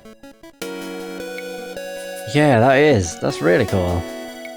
Man. Yep. From playing, I think just from the first game, like from the first Ace Attorney game, I instantly fell in love with the series, and as I've been going through them all back to back, I've just been loving them more and more and more. They're so good. I mean, for the most part, they are just a visual novel, but even still, they're so good. And it's fucking over. Well, now I'm sad, but I do have Apollo Justice next, so I have 4 games remaining. Technically I have 5, but I don't think the 5th one will be fan-translated by the time I get around to it, but we'll see. If it is, that's awesome. If it isn't, it's a shame, but I'll get around to it when it is fan-translated. But I still have Apollo Justice to do, and then Ace Attorney, Dual Destinies, Ace Attorney, Spirit of Justice, and then The Great Ace Attorney. Or, oh god, what's it called? Isn't it Gakuten Saiban? Something like that? Yeah, and it's something about, is it Ryunosuke Naruhodo? That's the character's name. Either way, that's probably the one I'm most looking forward to, is The Great Ace Attorney, mostly because it's, I wouldn't say it's the most, it probably actually is the most, unnoticed, purely because it's only recently been translated. But I will be playing all of those on Android, because, for one, they look better, and also they perform better than a 3DS emulator. Either way, I'm gonna end up rambling if I don't stop, so that is going to be the end of Ace Attorney Investigations 2, Prosecutor's Path. Thank you so much for watching. I hope you've enjoyed this adventure. I've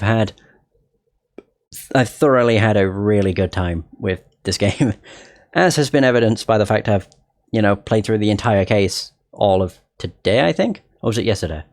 Probably yesterday and today. Either way, thank you so much for watching. I hope you have enjoyed. And until next time, take care.